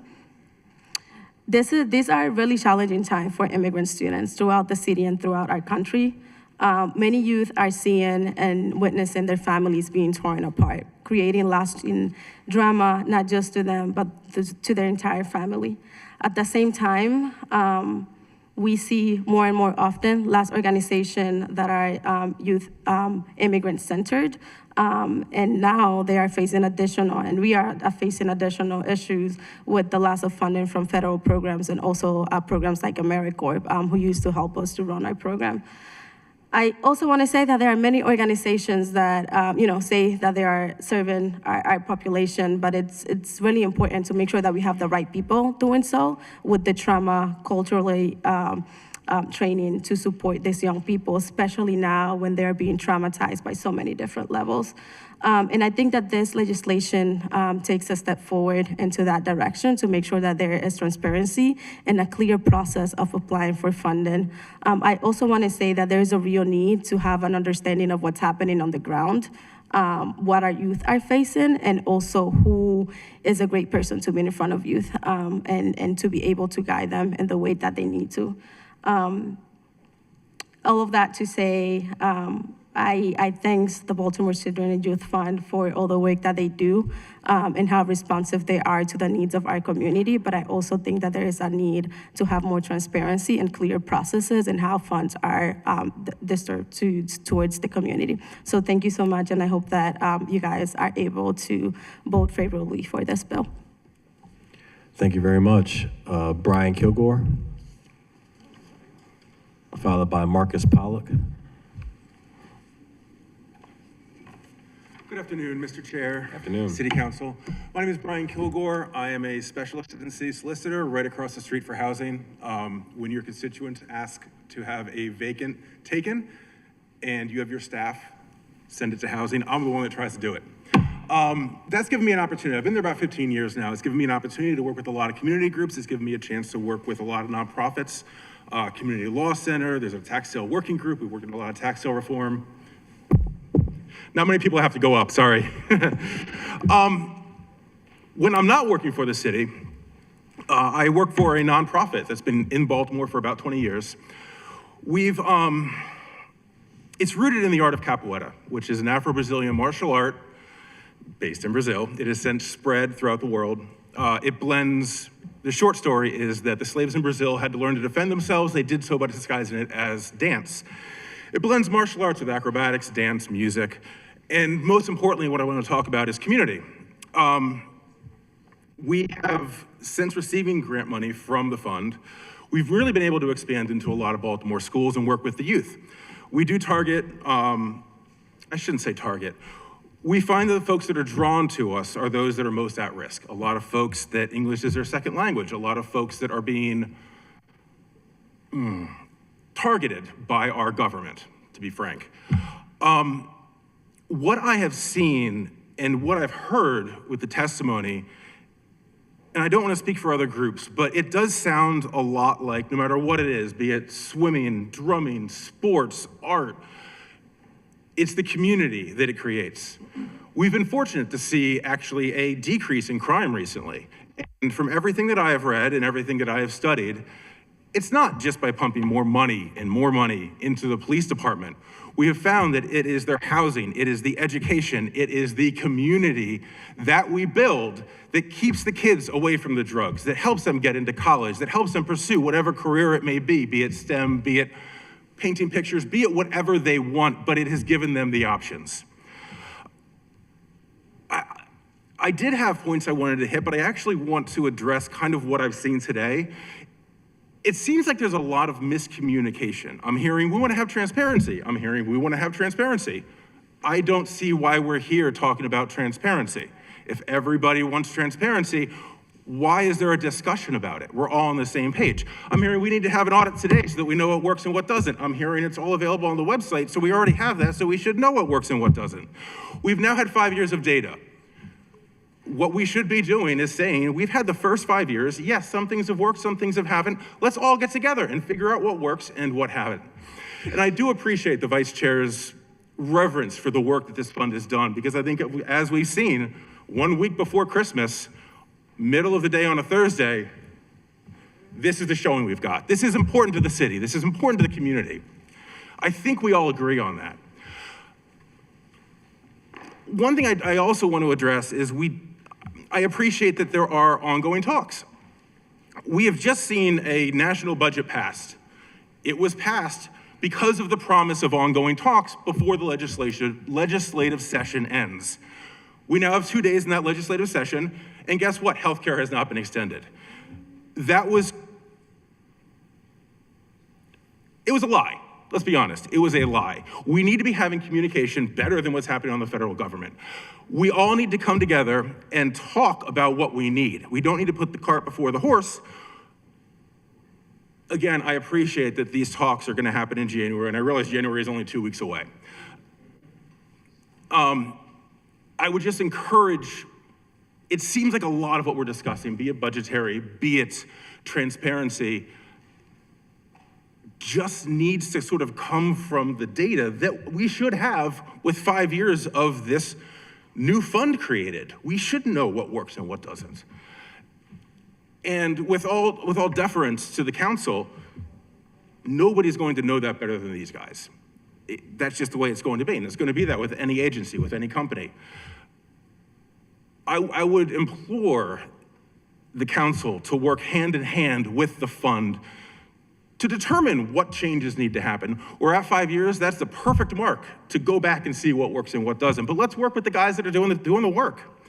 I won't keep your time. The only thing I want to end it with is, last week, one of our students came up to me. He doesn't speak English. He knows I'm a lawyer. He came up to me and asked me, "Obrigado," in his broken Spanish, through somebody that speaks Spanish, because I don't. He asked me, what do I do when my parents are taken away by ICE? And if we didn't have this group funded by the fund, I don't know who we would have asked. He probably would have just stayed awake at night and not known. And that is the community we need to build. They can lean on each other, learn from each other, and we're all gonna grow in the same direction. And I would just implore you all to focus on that. So thank you very much for your time. Thank you. The names I'm going to call are in the overflow downstairs, so it gives you time to make your way up. So I'll call Julia DiPasola, Tiara Hawkins, Whitney Ramirez, Anthony Ryan, Nabia Aziz, and Daisha McMillan. There are seats up here on the front row if you can make your way up here in a few minutes.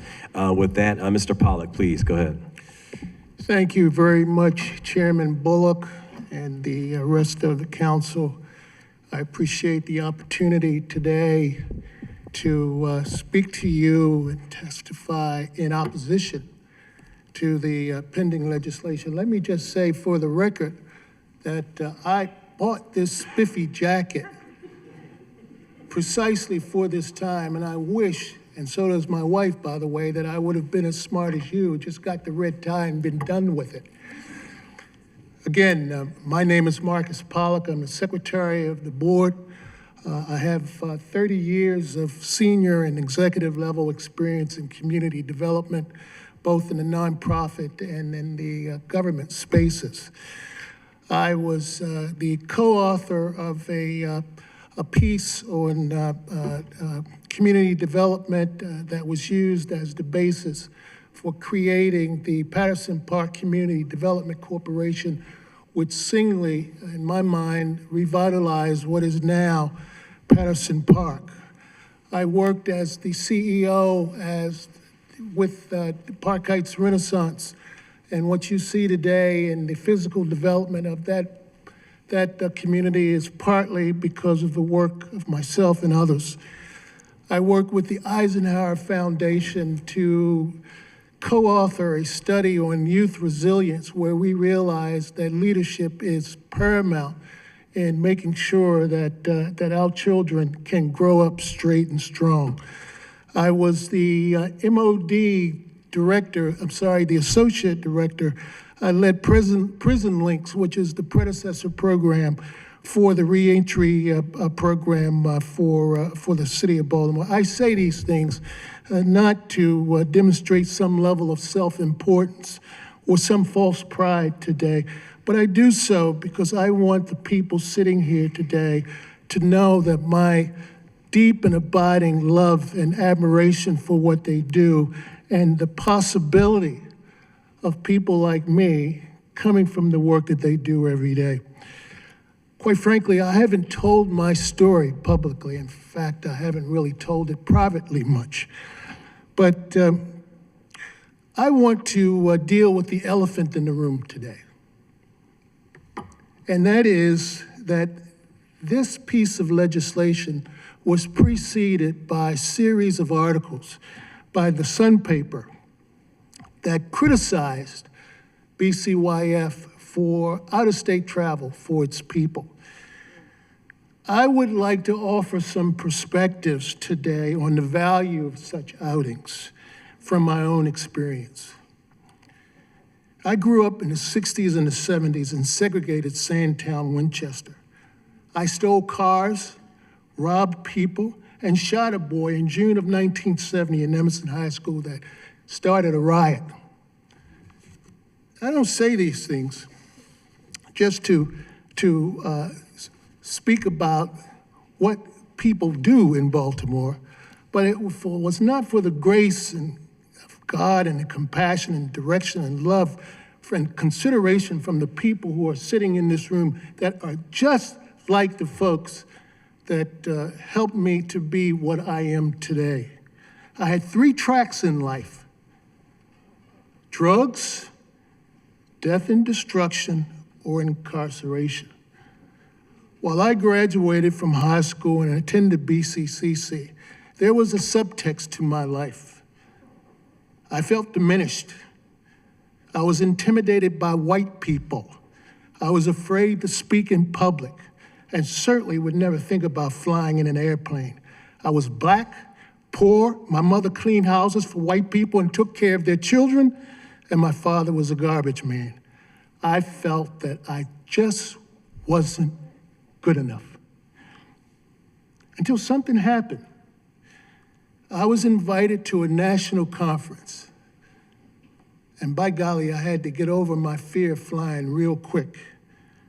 But what I found there changed my life. I found that people all over the country, whether they were white, yellow, red, purple, blue, or whatever, that all stripes of people had the same conditions. We had the same fears, trepidations, challenges, and misgivings.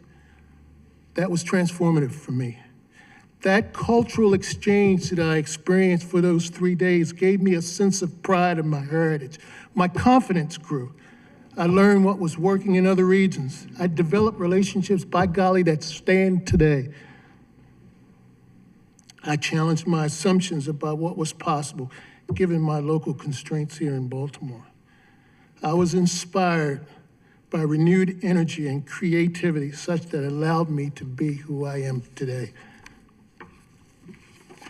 So, each day, thousands of people travel from state to state, by golly, maybe even across the world.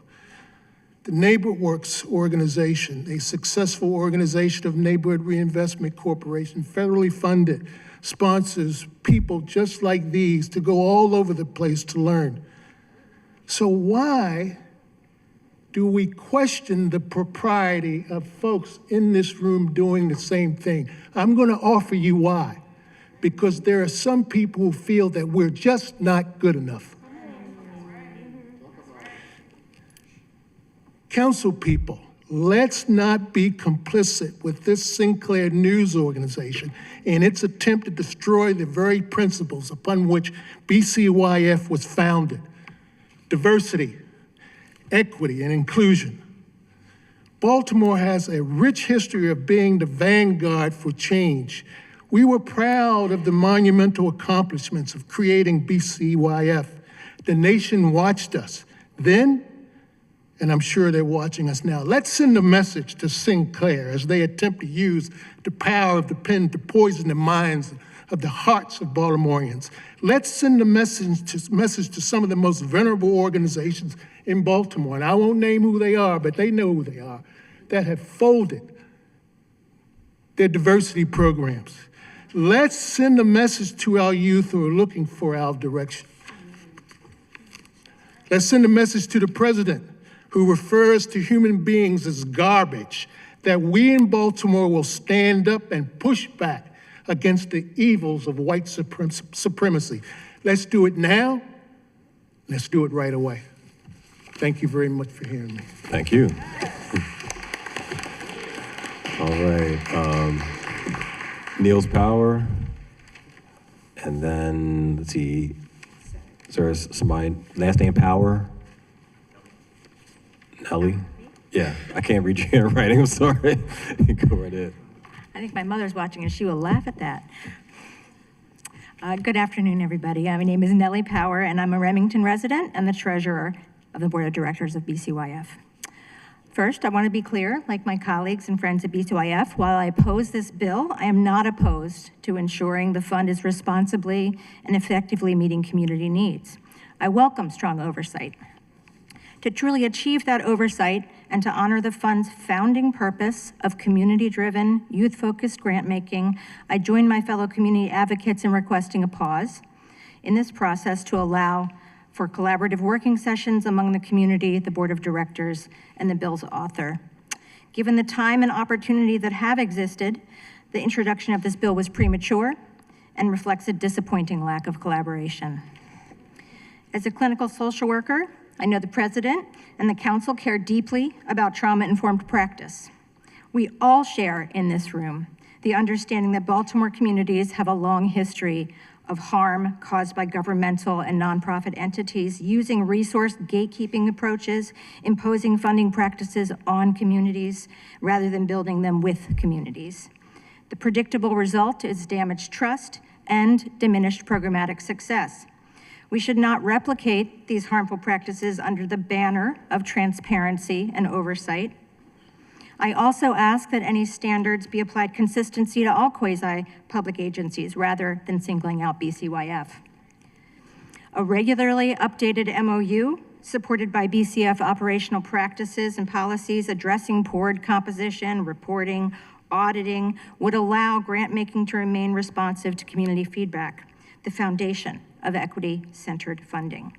Embedding expanded auditing, governance, and compliance requirements in statute while simultaneously capping administrative costs will create, paradoxically, even more under-resourced system.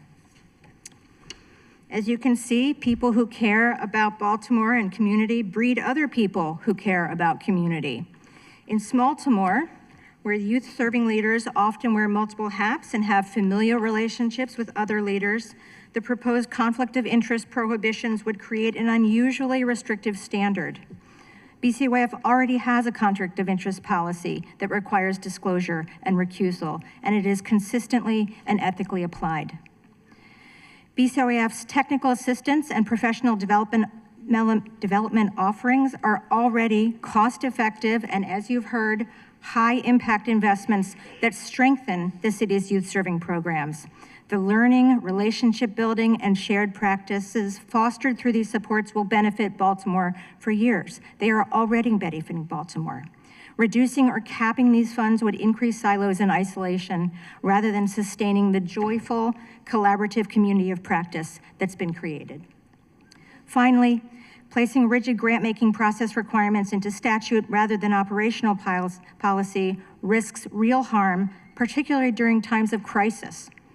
BCYF's one-time emergency allocation to YouthWorks, though controversial, was mission-aligned and represented a deliberate investment in youth employment, workforce readiness, and long-term opportunity.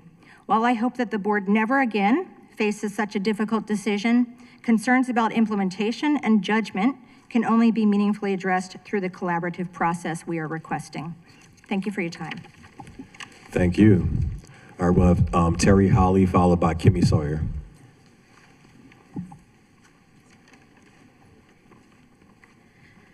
Good afternoon, council members, council president, and chairman. Thank you for this opportunity to testify. So I am Terry Holly. I'm founder and CEO of Each Teach and a very proud U.S. Army military veteran. I like to share that with everyone. Each Teach is a nonprofit organization with a mission to advance gainful employment for the marginalized workforce, including justice-involved youth, as well as we are a recipient of BCYF's amazing grant support. Our Healing Center for Trauma-Informed Workforce Development is part of BCYF's youth ecosystem, which is proving fruitful in supporting our collective strength-based efforts to reduce community violence across Baltimore. As the saying goes, if it ain't broke, don't fix it. So I oppose Council Bill 25-0100 Children and Youth Fund because it would weaken this vital youth ecosystem that is helping to reduce the burden on taxpayers by developing young people into productive citizens. The proposed bill lowers youth representation on the BCYF board from 1/3 to 1/4 and removes the waiver that provides flexibility in recruiting youth members. Public health depends on public trust. We know this. Intentionally co-designing solutions with young people elevates their voices and builds trust in meaningful ways. I respectfully ask that you support BCYF's recommended amendments or oppose the proposed bill entirely. Thank you for your great service to our city. As a fellow U.S. Army soldier, your service to the city is what keeps us moving, so thank you. Thank you very much. So I know another resident had mentioned how people wear multiple hats, and so we have people who work in City Hall, and they're also here in their private capacity. So can you please come on up and give your testimony?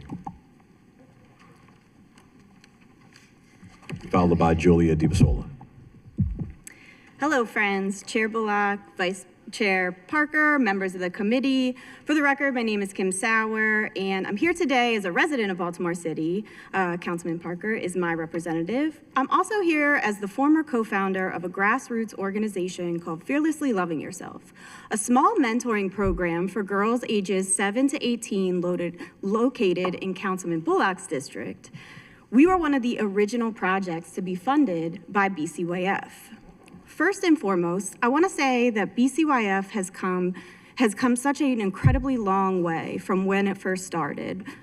I'm so proud of the progress, and that progress has been rooted in community the entire time. A sincere reflection of the needs, structure, support, driven by the voices it served, serving, and will serve. But make no mistake, that progress is a result of the fund's flexibility to continuously develop and pivot to match changing needs of our organizations. This bill severely restricts BCYF from being able to do that. I can say from personal experience that BCYF has a hands-on, intense level of reporting and technical assistance that shows their deep care and custody of both our grassroots organizations, but also the public dollars that they administer. While framed as an accountability measure, many provisions of this bill will exclude or disadvantage smaller grassroots organizations, particularly those that have far less capacity, or organizations like FLY that use fiscal sponsors and are not independently established 501c3s.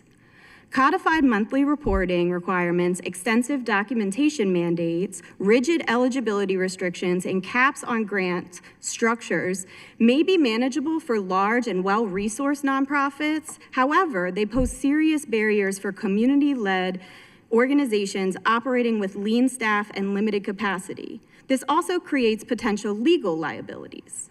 Lastly, as white people, we need to acknowledge our level of privilege here.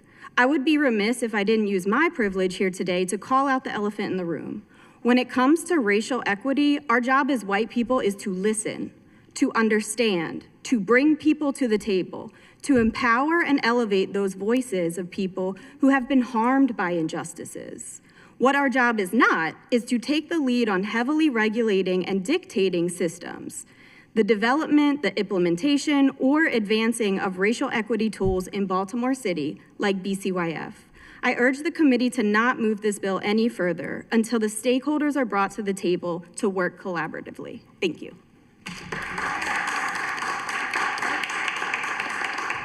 Thank you very much. Julia DiBasola, followed by Tiara Hawkins.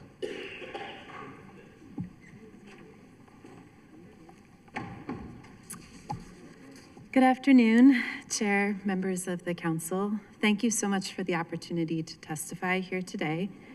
I come before you not only as a stakeholder, but as someone who is deeply involved in the creation of the Children and Youth Fund and the ongoing work. I am both a grantee and a big supporter of this, and a taxpayer that is proud to support this work as it does amazing things across the city. Because of these roles, I see BCYF from multiple perspectives: community advocate, provider, taxpayer, and as a parent. My son goes to an after-school program that is supported by a BCYF grant.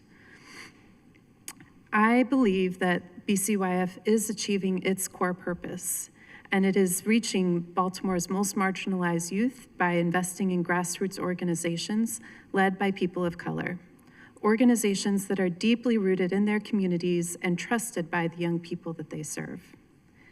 BCYF was intentionally designed to be community-centered with decision-making power rooted in residents, youth, and those closest to the work. Advancing significant structural and financial changes without first engaging those stakeholders undermines the core principles and risks, eroding trust in the fund itself. Let's take the same community-minded approach to making the fund as strong as it can be in the founding of the fund as we do in the revision to the bill that is before us. I do want to note that I do have some reservations, especially around locking fund allocations into law. As many people have mentioned previously, this limits the organization's ability to respond to things that come up. You know, we just made our way through a historic pandemic. Nobody knew that that was going to come. There are many things that are unpredictable about this world right now, and the organization needs to have the nimble ability to adapt to a changing world with new challenges that we don't know about already.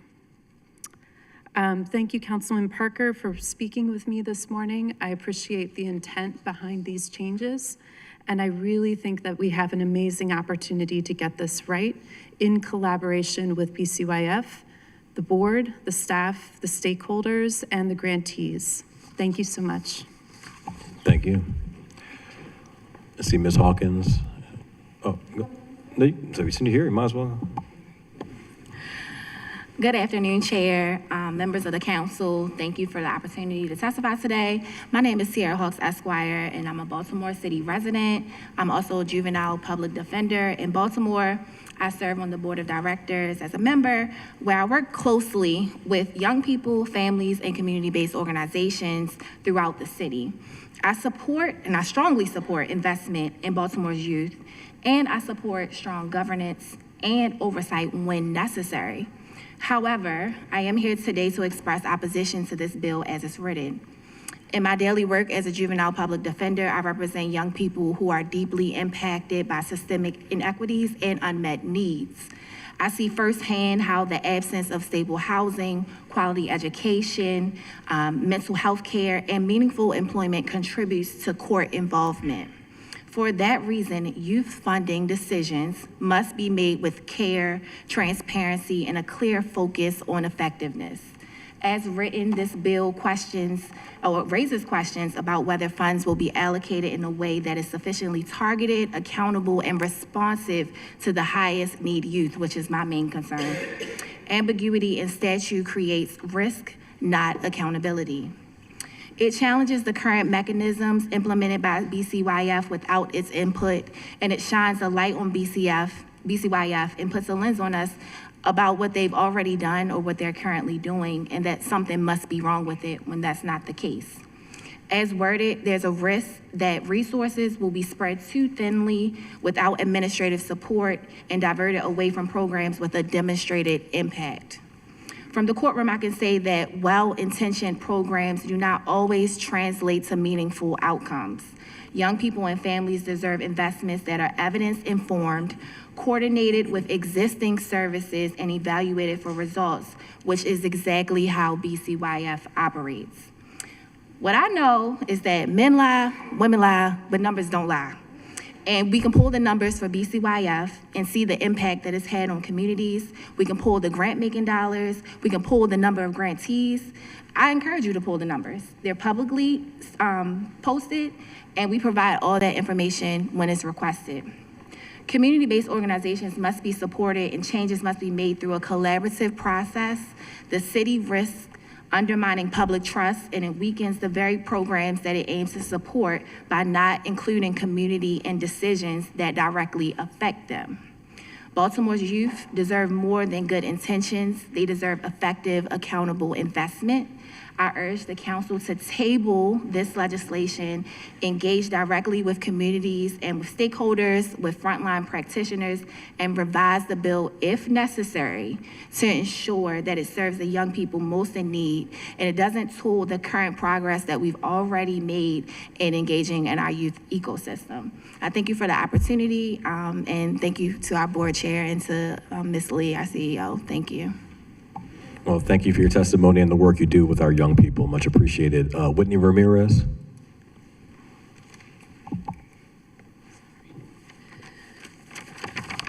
Good Good afternoon. My name is Whitney Ramirez, founder of Diapers to Deposits Financial Literacy and current Grassroots Fund grantee with the Baltimore Children and Youth Fund. I'm standing in the room for future grantees who don't know my name or may not know this hearing is happening, but who deserve a real chance to grow and serve Baltimore's children with the same hope and determination that brought me here today. BCYF's Grassroots Fund was built for them, for small community-rooted youth organizations with modest budgets but big visions for their neighborhoods. Because of multi-year grassroots funding, we have been able to bring hands-on financial literacy programs to students across Baltimore City and even take young people on financial field trips to the Federal Reserve Bank of New York. As an experience, most of them never imagined they would have. That is what real opportunity looks like, and that is what is at stake for the next wave of grassroots grantees if you lock them to last year's budget. When a rigid expenditure-based cap pushes those grants down to match an early, under-resourced year, it doesn't reward responsibility, it punishes smallness. This undermines the Grassroots Fund core purpose to close the long-standing gaps that have kept community-rooted youth organizations undercapitalized and under-supported, even as they do their hardest work on ground. So today I'm asking, do not limit these grants to last year's hardships. Remove this cap or at least redesign it so early stage grassroots organizations can receive true growth funding with strong oversight, because as written, the policy tells the very organizations that have survived on hope, volunteer labor, and sacrifice that they are only entitled to the size of their struggle and not the scale of their potential. Thank you. Thank you. Anthony Ryan?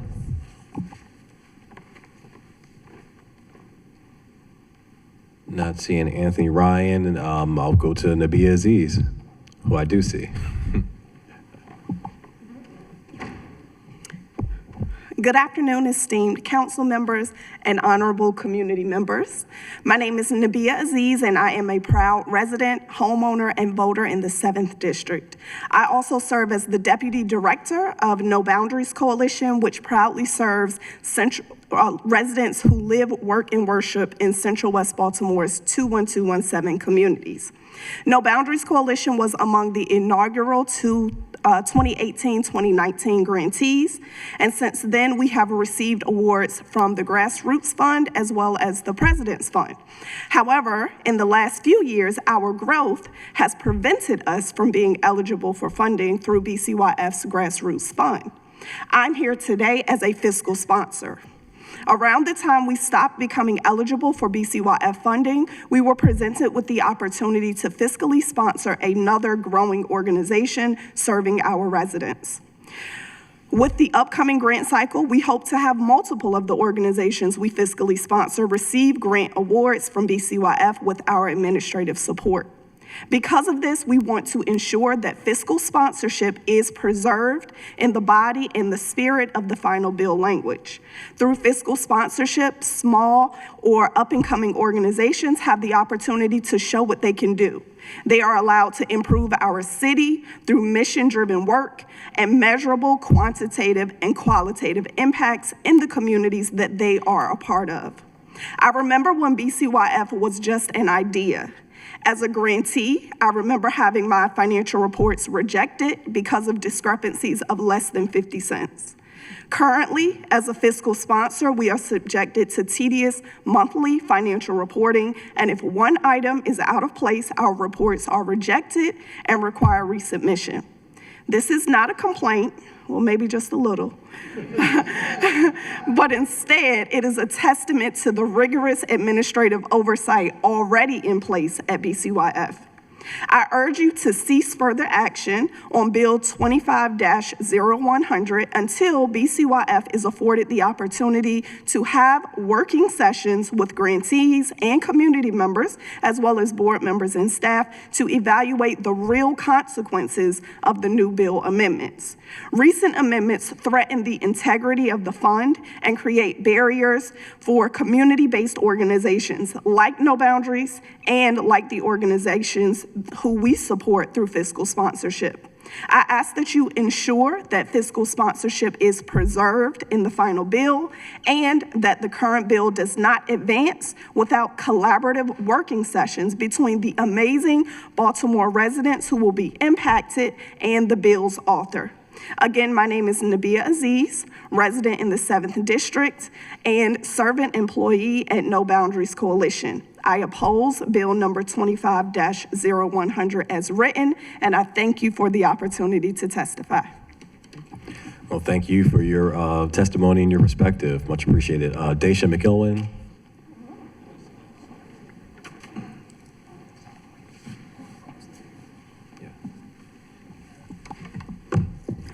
Hello, everyone. My name is Daisha McIlwain. I'm a Baltimore City artist, spoken word artist, writer, and yoga practitioner in Baltimore.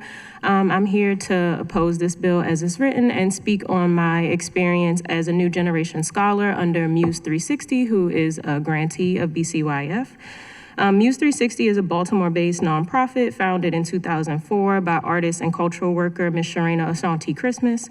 Muse 360's intention is to radically develop youth to use their voice and creative talents in pursuit of their knowledge of self. Muse 360 provides opportunities that maximize our ingenuity through self-awareness and life skills, through cultural programming, study abroad opportunity, and arts education. When I joined Muse 360, I was joining to learn more about my history and connect to something bigger than myself. And I left with so many tools on how to move through the world with purpose and intention.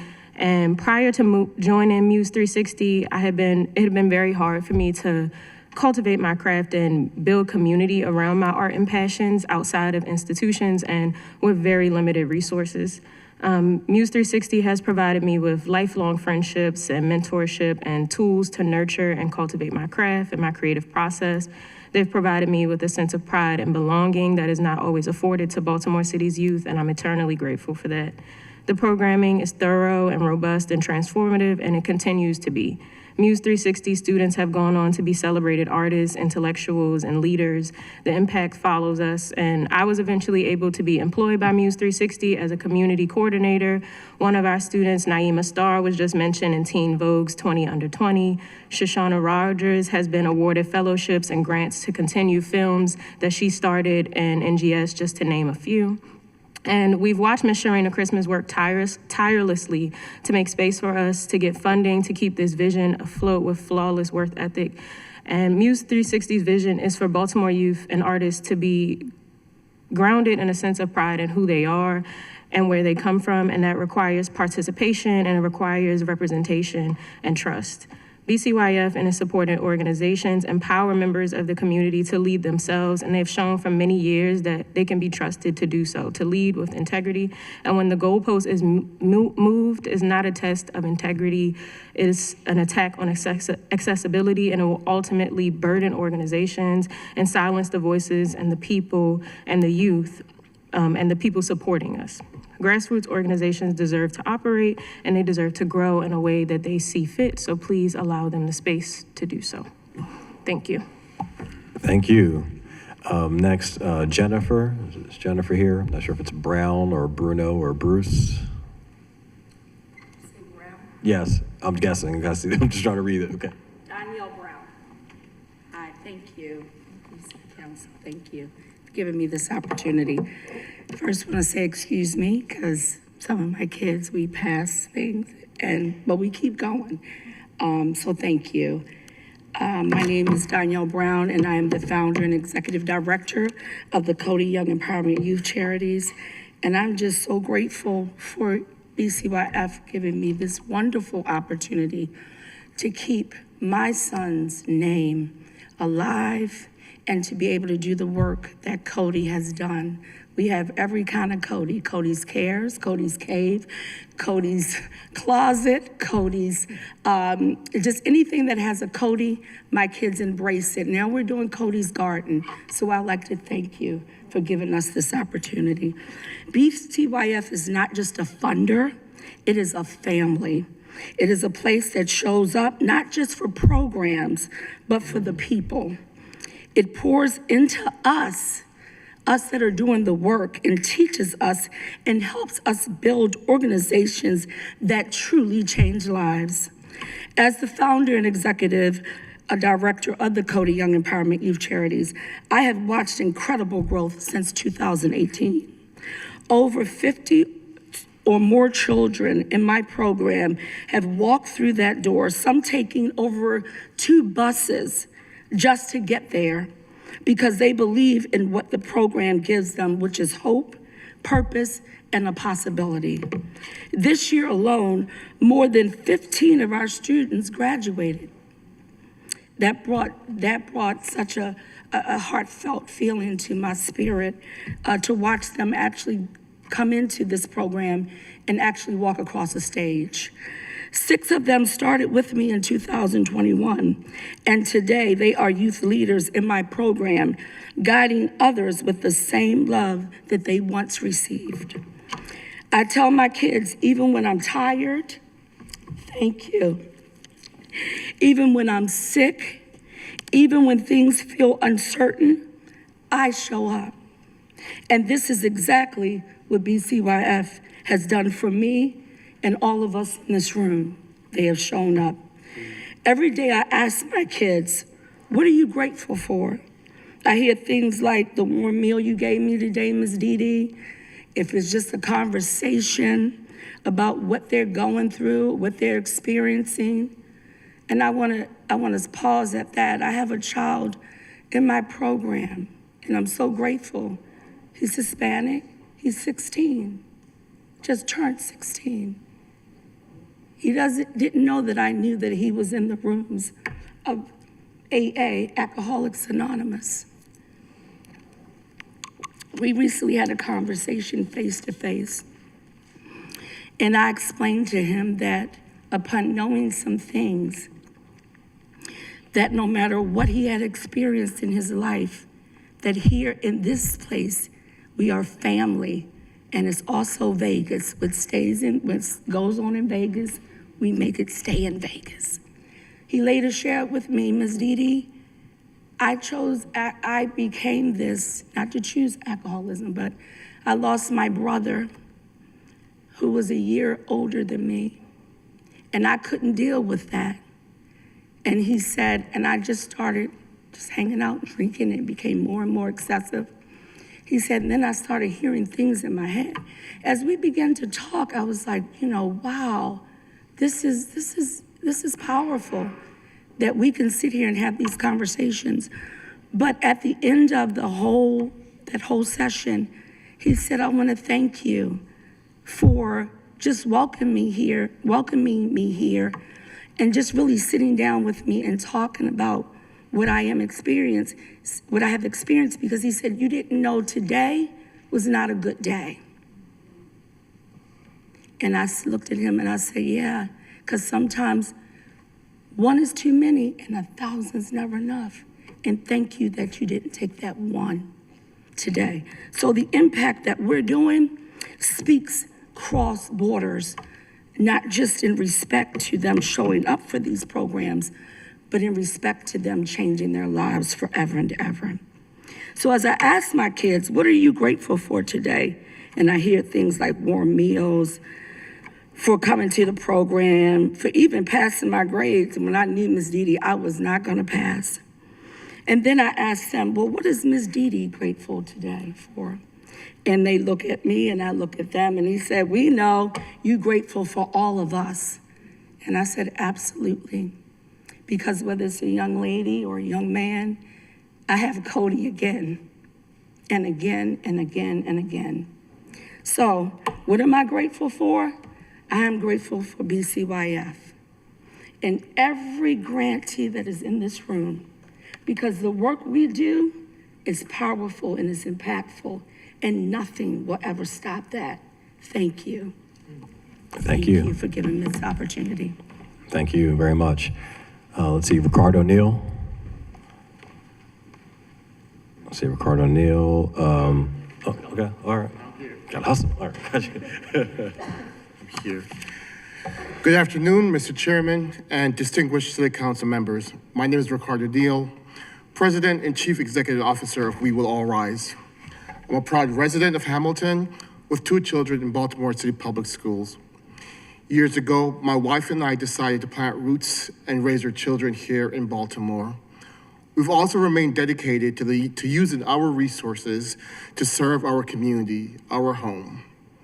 So it is indeed an honor to come before you today as the council hears testimony from community members who are committed to having an even greater impact in the future. I'm here to share more about We Will All Rise and the invaluable work of the Baltimore Children and Youth Fund. As the council considers passage of Council Bill 250100, based on our years of experience working in the community and alongside community partners such as BCYF, we recommend increased community involvement, collaboration, and transparency in finalizing the bill so that policies and practices adopted fully reflect community-centered and equity-driven core of what prospective grantees deserve. In 2020, my colleagues and I founded We Will All Rise, a Baltimore-based nonprofit organization created directly to address the barriers that limit the educational success of Black and brown young men. Many organizations begin with a whiteboard or strategic plan. We, however, began with the voices of 6 young men who dream of better futures for themselves and others. We asked them what support they needed, what obstacles they faced, and what kind of organization they wanted to see. We asked them to dream without boundaries, and their answers shaped everything that has followed.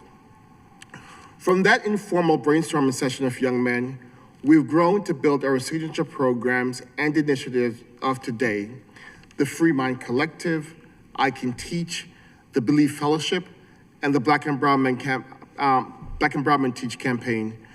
Our programs combine financial support with high-intensity mentoring, professional development, and our campaigns aim to amplify the voices of community members who share a love, passion, and interest in a diverse, educated workforce.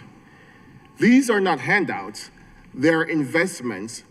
Our young men receive direct cash assistance grants, leadership training, and a network of support that helps them persist through college and beyond. Most importantly, they are seen, heard, and valued as whole human beings. What makes this work that is responsive and it's centered, what makes this work unique is that it is responsive and it is centered on the power of possibilities. The young men guide the evolution of the programs through ongoing surveys, advisory roles, and conversations with our team. We view our scholars as active architects of their own success. Their involvement ensures that our organization remain accountable to the very people that it is created to serve, and it keeps us grounded in the reality of their lived experiences. BCYF has been an indispensable partner with We Will All Rise since 2023, helping to provide critical support in the building of our Black and Brown Men Teach campaign and encouraging young men to consider becoming educators through our reading initiatives. From the beginning, we have seen firsthand the tremendous impact we can have throughout Baltimore, and with the support of local funding partners such as BCYF. Thanks to BCYF, we've reached over 1,000 elementary school students to date, in partnership with Hamilton Elementary Middle School, Leith Walk Elementary Middle School, Windsor Hills Elementary Middle School, and Liberty Elementary. Over 75 young men from local schools and colleges have dedicated their time and talents to reach the students as part of our campaigns, resulting in children having the opportunity to see young men as role models and as educators, and for the young men to consider entering the classroom as teachers. BCYF has been an exemplary funding partner, working with us to ensure that we meet compliance requirements and deliver on our mission. BCYF gets it. We want to do everything in our power to maximize the time we can dedicate to make an impact on those who need it most, while remaining accountable to our funding and community partners. We want to see evidence-based results. This delicate balance of effective program delivery and program reporting takes time and resources. We're here today because of the support of our community and we stand together with BCYF as we seek to encourage the council to continue to work with the community to streamline efforts in making the grant making and grant reporting processes seamless for prospective grantees.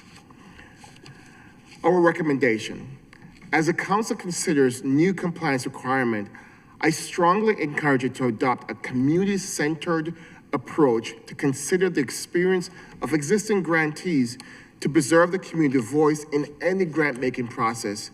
Standards for transparency and accountability should be centered on enabling community organizations to serve children and young people across the city effectively. We believe in lessening and streamlining compliance requirements for small and medium-sized organizations like We Will All Rise, so we can dedicate our time and energy to reaching the community members that we serve in partnership with BCYF. Admittedly, BCYF has a long-standing and rigorous compliance standard that requires a great deal of staff time and resources to complete each year. We are committed to operating in excellence, and we want to ensure that any additional requirements or amended processes take into account the feedback of current and prospective grantees. We will be pleased to work with the council and other interested parties to develop community working groups and feedback loops that are empowering and responsive to all parties. I thank you for your time today and the opportunity to provide feedback on the proposed rule. We look forward to partnering with you in the future as we continue to serve Baltimore City. Thank you. Thank you. Let's see, we have Asia Carey, followed by Danielle Pender.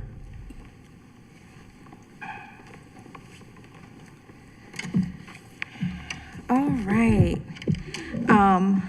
Good afternoon, council. Good afternoon, BCYF. Before I begin my remarks, I want to share a term with the audience called revisionist history. While the opening remarks were very touching, I think that it's important that we remember the origins of this bill. And the origins of the bill and its original format was not in alignment with what's being presented today. So my remarks are going to speak to the energy that this bill was originally intended for. So good afternoon, my name is Asia Carey. I am the president and executive director and founder of Crayons and Culture. Let's be clear about the moment we're in. This is not just another policy discussion. This is a historical inflection point, and Baltimore is being watched.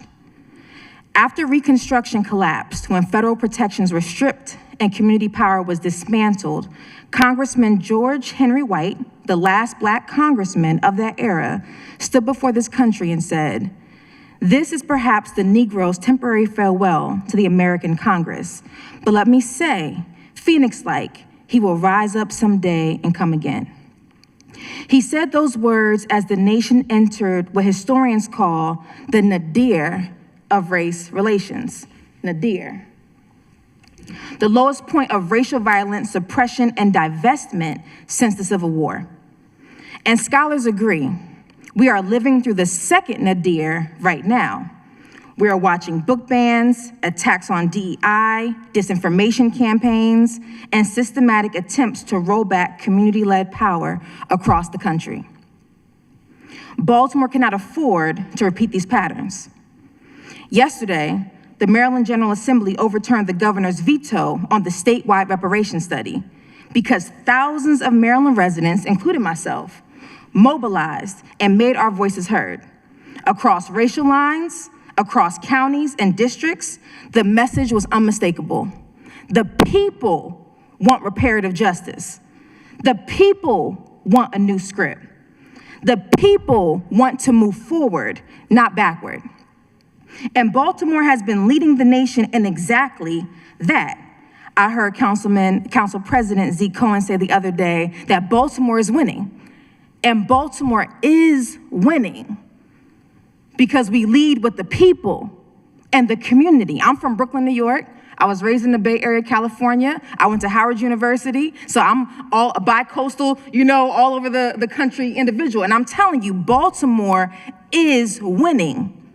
And it's because of community-centered resources, control over our destinies. So, BCYF is not a theoretical model. It is a proof of concept that investing in grassroots leadership works. It is one of the few public investments in Baltimore that aligns with reparative justice, not charity.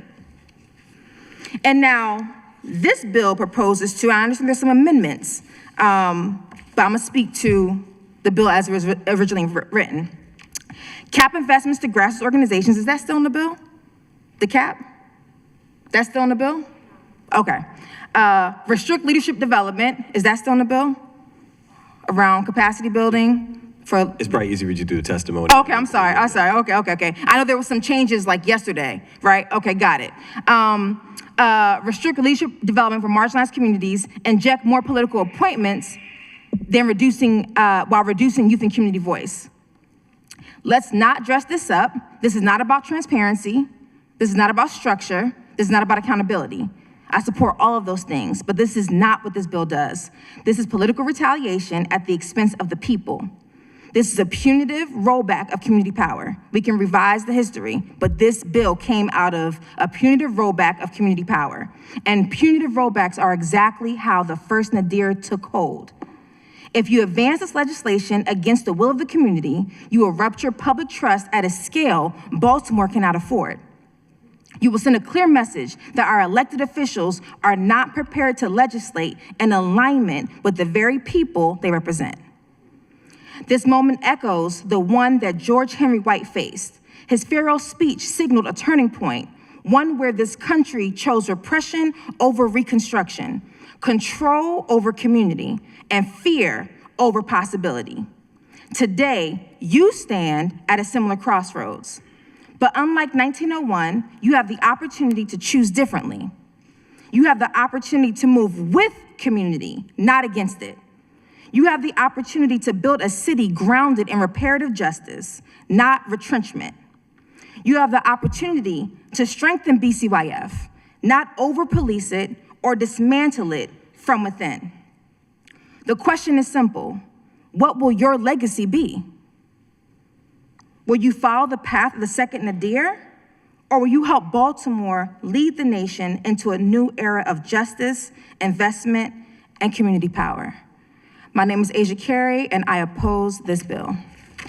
So I'll say, Ms. Carey, thank you for connecting the historical perspective with the current day. The scholar in me really appreciates that. As you talk about Reconstruction, I know you mentioned Howard. I would say as the Hamptonian in me also has to speak on that, but I do see a Morganite in the front row. So all these universities that were founded in the midst of Reconstruction, again, that is a well-stated perspective, so much appreciated. All right, let's go ahead. Let's see, Danielle Pender, I didn't see. Let's see, Nafisa Shabazz. Okay, come on in. And that's followed by Blake Carr. Hello. My name is Nafisa Shabazz Edges, and I'm the program coordinator for B360. I work closely with our CEO and founder, Brittany Young, who has prepared a testimony that I'll be reading. As opposition to Bill 25-0100, B360 is an advocate for youth and young adults in Baltimore City and a proud grantee of Baltimore City Youth. Our mission, is to utilize dirt bike culture to end the cycle of poverty, disrupt the prison pipeline, and build bridges in communities. Through education, community engagement, career preparation, and events, we equip youth and young adults with the skills to secure educational and career opportunities while changing perceptions. We align with the priorities of BCYF, City Council, and Baltimore as a whole. Since 2017, we have served over 11,000 youth and young adults, starting as young as 4, and employed pipeline over 70 at-risk justice-involved participants, achieving significant success and impact. 92% of participants are interested in or pursuing STEM careers. Standardized test scores increased by 41 points. 97% diversion rate among participants, 0% recidivism among internally hired diversion youth, demonstrating the effectiveness of culturally anchored, employment-centered intervention. Baltimore City experienced an 87% decrease in crime, redirecting young adults to programming instead of jail sentences that saved $6.2 million in taxes. As a grassroots organization, we are proud grantees of the Baltimore City Youth Fund, which has helped us to make the impact we have seen today.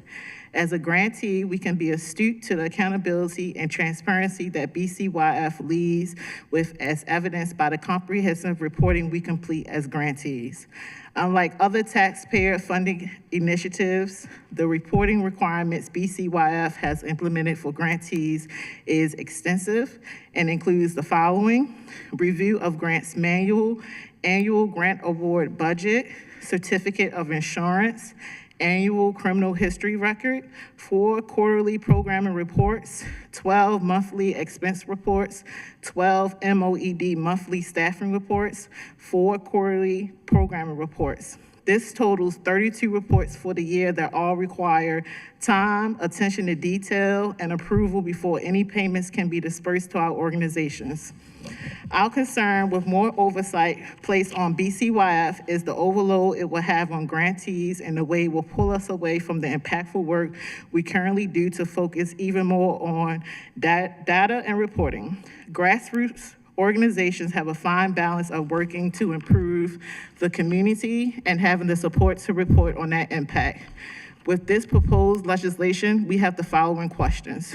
Will City Council going to hire a data team that can support each grantee with the increased reporting measurements that BCYF will impose? Will City Council going to create funding opportunities that will help the operations of grassroots organizations? What issues does City Council have with the current reporting requirements, or could currently data be utilized to get the transparency City Council is looking for?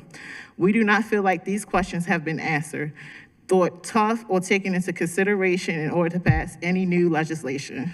For these reasons, we are in opposition of Bill 25-0100.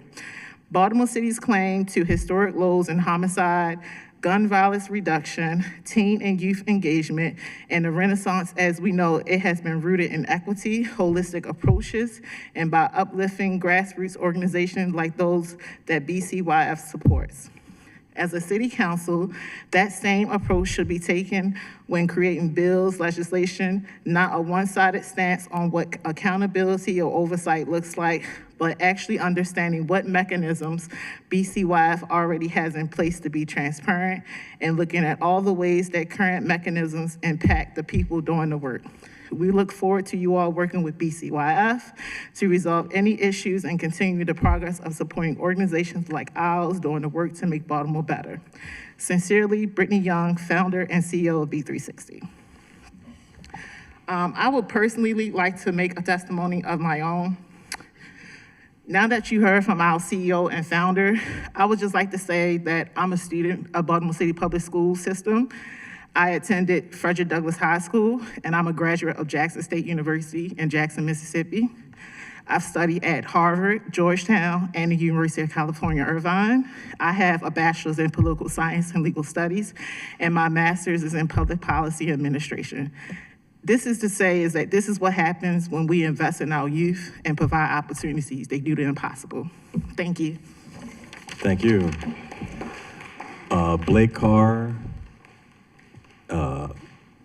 Shines Dorsey, next. How everybody doing today? Good. I'm doing good. My name is Blake. Excuse me. My name is Blake Carr, and I'm the Workforce Development Program Manager for B360. I'm also a participant in the Maryland Corp Service Year Option Program. And I wanna begin by saying how deeply I love the work I do at B360. This organization has given me more than just a job. It has given me purpose, structure, and also a place of belonging.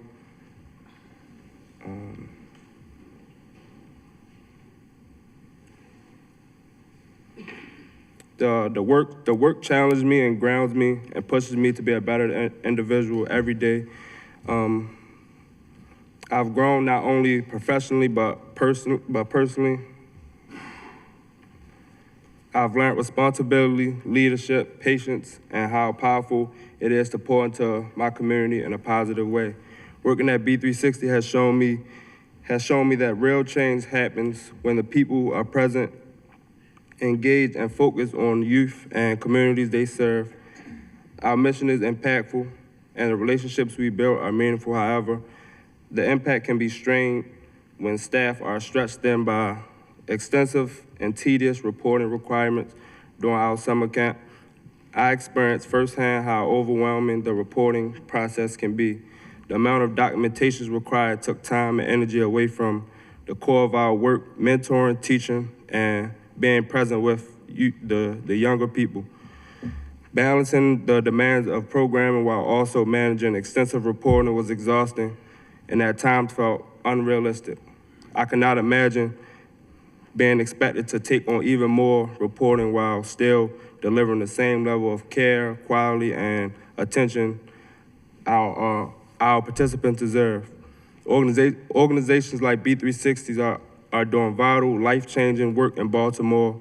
We want to be accountable, and we understand the importance of reporting, but there must be a balance. Without proper support, these administrative burdens risk burning out the very people doing the hands-on work that makes the program successful.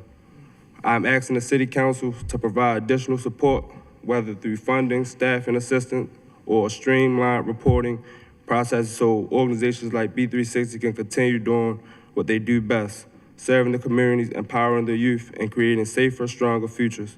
With the right support, we can focus on less paperwork and more impact. Thank you for the opportunity to hear my experience and for listening to the voices of the people that does the groundwork every day. Thank you. Let's see, Shines Dorsey.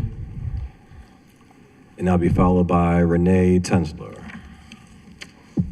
How y'all doing? My name is Sean Dorsey, and I'm a junior instructor at B360. During summer camp, I had the chance to meet with BCYF and tell them what B360 is about and led them on during our visit day. BCYF empowered my voice as a leader, and I felt supported and confident. Seeing people follow my lead and showing that my voice matters and that I can help step into leadership easier and better. Thank you. Thank you. Say Renee Tengler.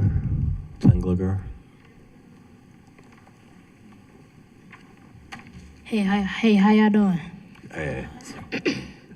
So my name is Kyla Hooper, and I'm a junior instructor at B360. I started off as a camper at B360, and then I was employed as a junior instructor. I've been on the news and spoke about how B360 has made me feel encouraged and proud because I inspired the youth and other people as well. As a junior instructor, I teach kids how to safely ride dirt bikes and learn the science behind how they work.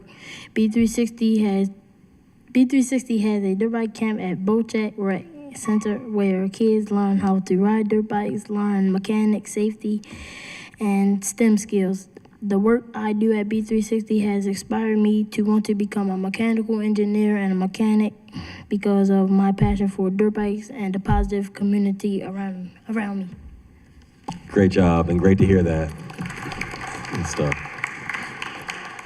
Let's see, it said Caden Gray.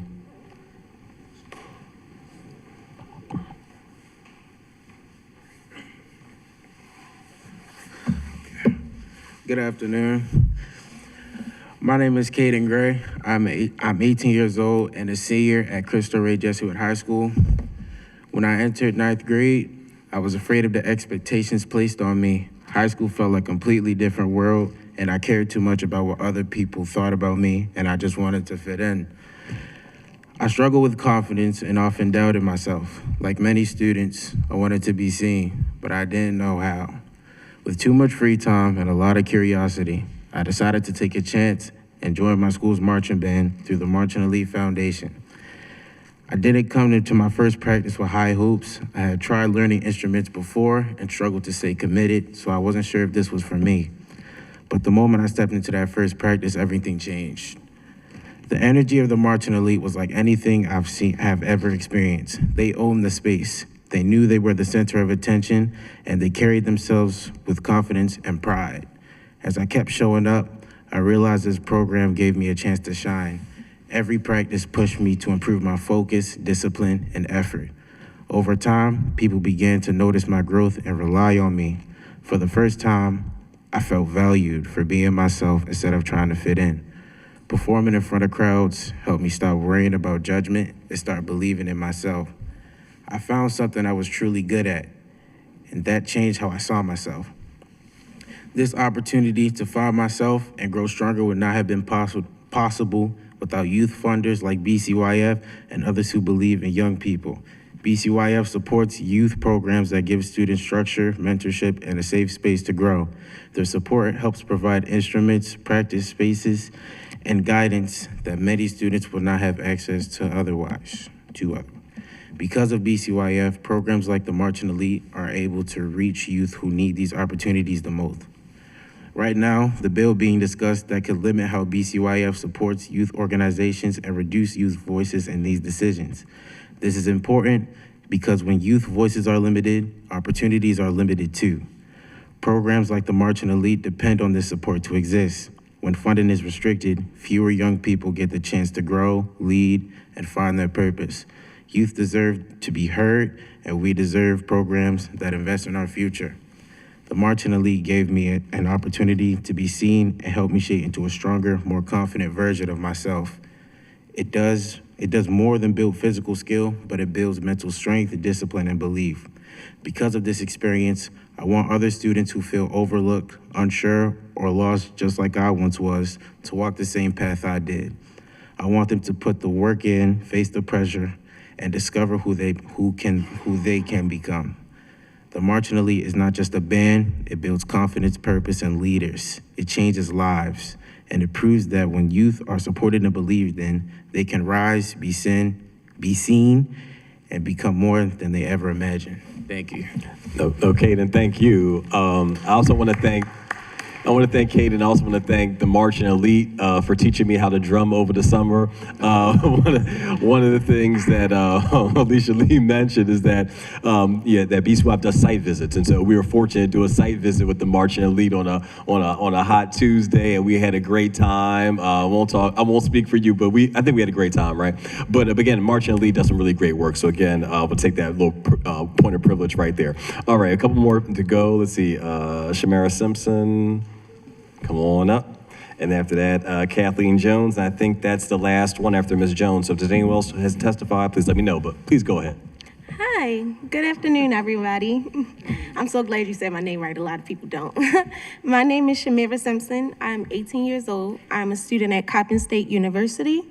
I am a grant reviewer for BCYF, and I've been recently promoted to the coach of the dance team for the Marching Elite Foundation.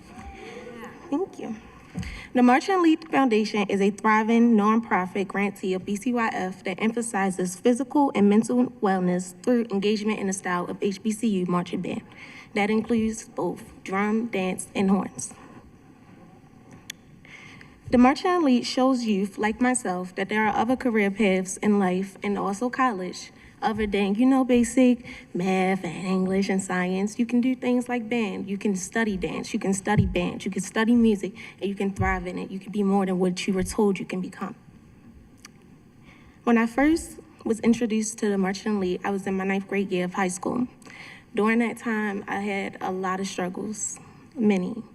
I was not able to attend my school clubs or events because I did not have the funds for it. As simple as that.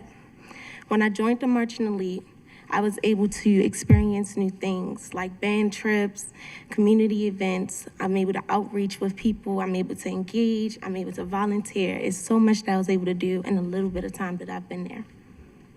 I was only able to do these things because of BCYF.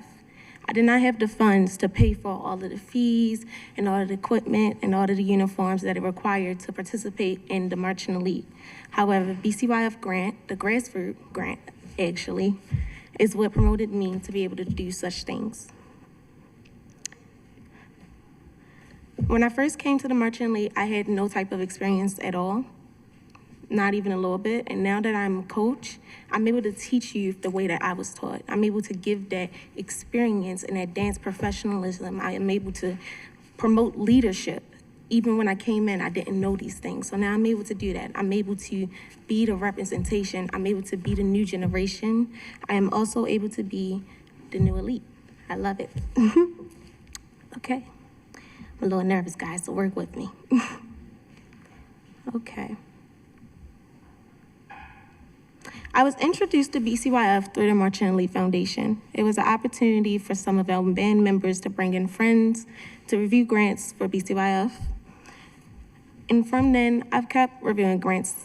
I've applied to almost every year of the grant reviewing process to be a reviewer. And if I'm gonna be completely honest, it has been a confusing and complicated process, as all processes are, and that's only because of the steps that it takes to be a grant reviewer. Through grant reviewing, I had the opportunity to engage with young and older adults from different parts of the city, each year receiving a different background and explanation as to why BCYF was founded, as well as an outline of the process each application goes through before it's even taken to the grant reviewers. And after being voted on, the grant applications go through another strenuous application process where all the information and the background checks are reviewed all over again. 1 second. Grant reviewers also engage in team building activities, including going over personal and professional biases, which is very important when you review applications because we want to make sure that all of the grants have a fair chance of being funded. Give me a second, I'm a little nervous, guys. With that being said, it is vital to keep youth and adults in the community in this process because only we can speak for our own.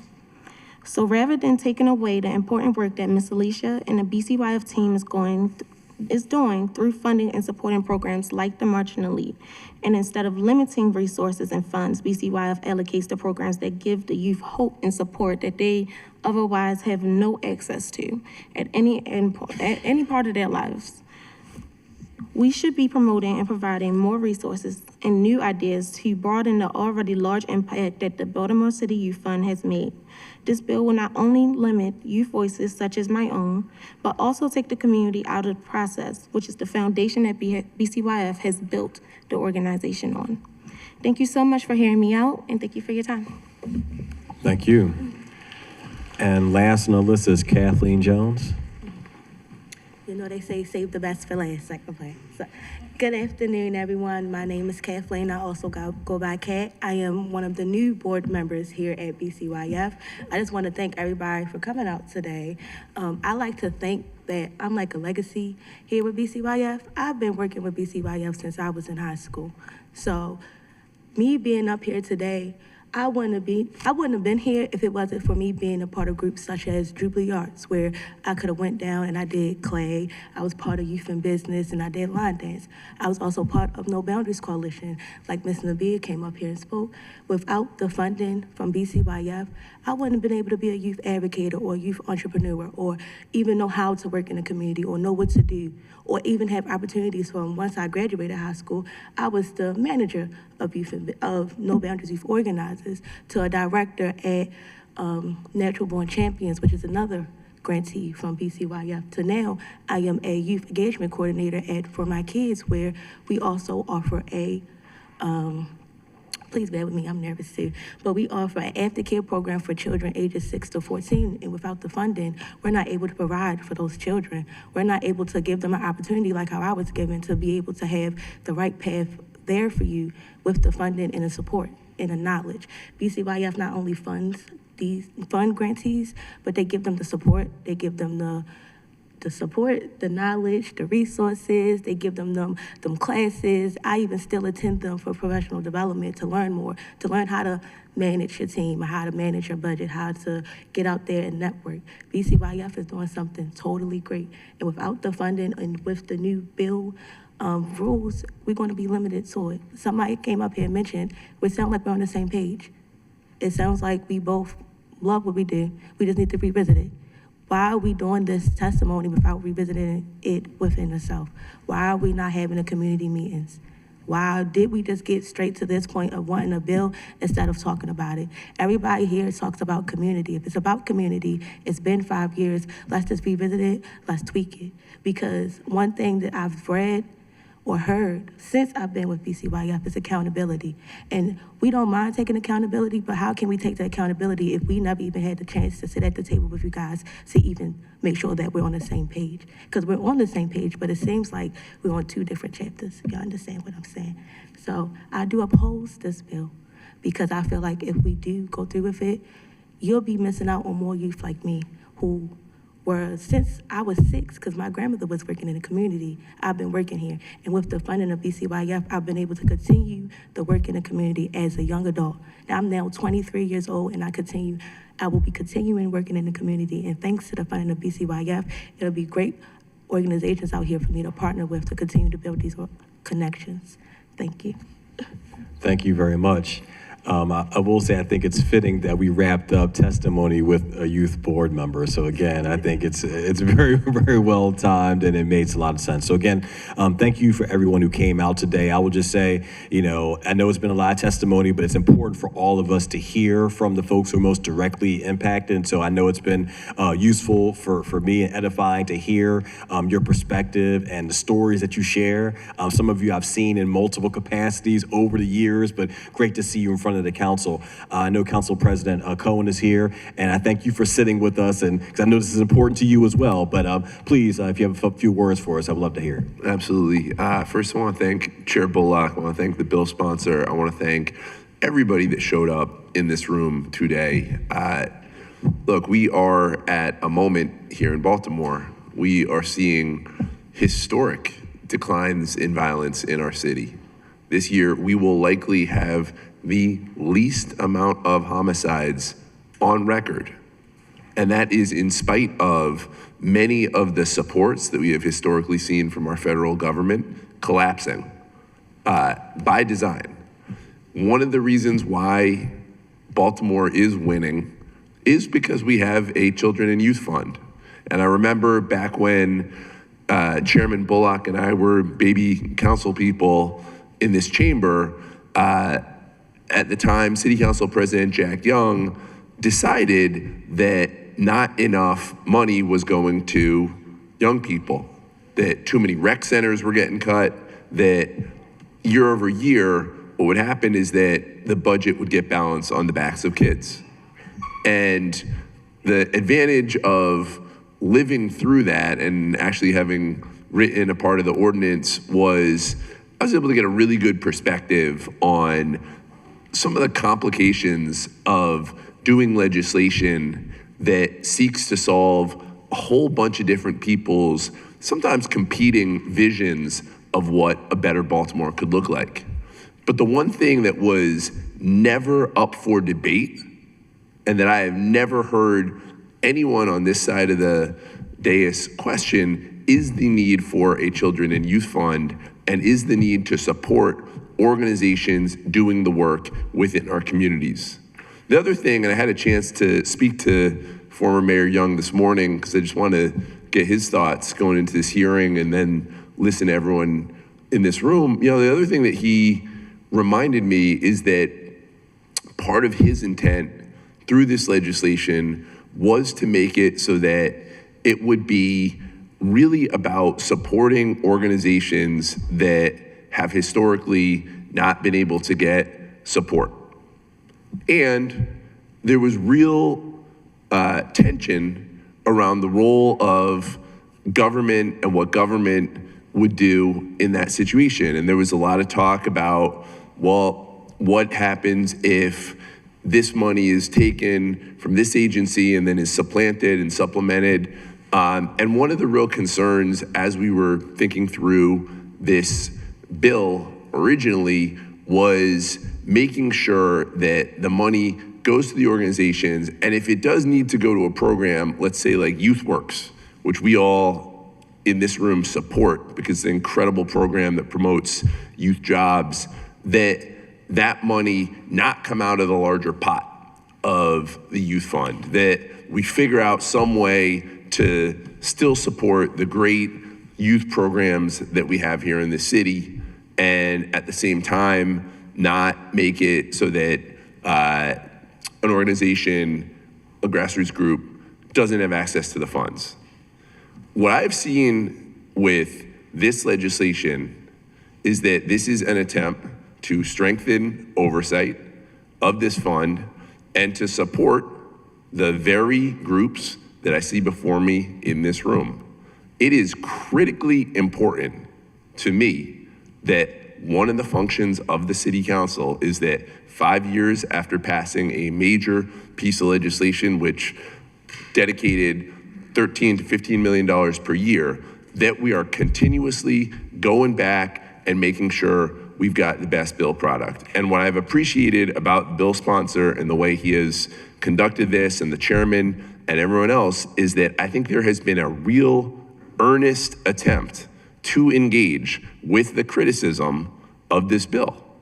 A lot of times what I'll see in this chamber is a council member will put out a bill and it'll get some pushback or it won't, but that'll be it. What I've appreciated in this process, in what I heard today, is that it has been a dialogue, there has been a back and forth, and I would encourage folks in this room, the bill sponsor, and my expectation as the presiding officer of this city council is that we do work together to get the best product possible.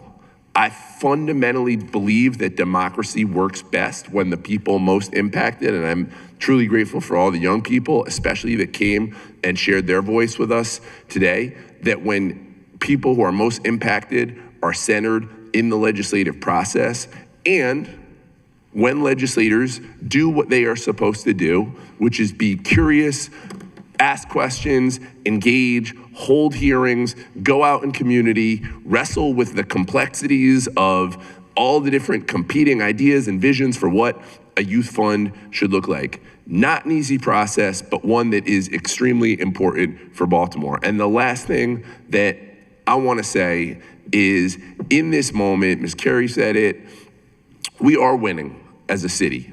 It is striking how, in spite of all of the chaos coming from Washington, D.C., Baltimore is standing up. And I would argue, there's been a lot of conversation in the media and other places about who's responsible, who should get credit, who dropped the violence in Baltimore. I would say that Baltimore dropped the violence in Baltimore. Every single person in this room who is running a youth-serving organization, who is having young people at their boxing ring, who is having young people in their B360, learning how to do engineering and understand how dirt bikes work. Every single person who is contributing to the well-being of our city is why the violence dropped. And it's our mayor and state's attorney and governor and law enforcement and the council and everybody else. But I think in that spirit of this historic drop in violence is because of all of us. And so all of us need to figure this out.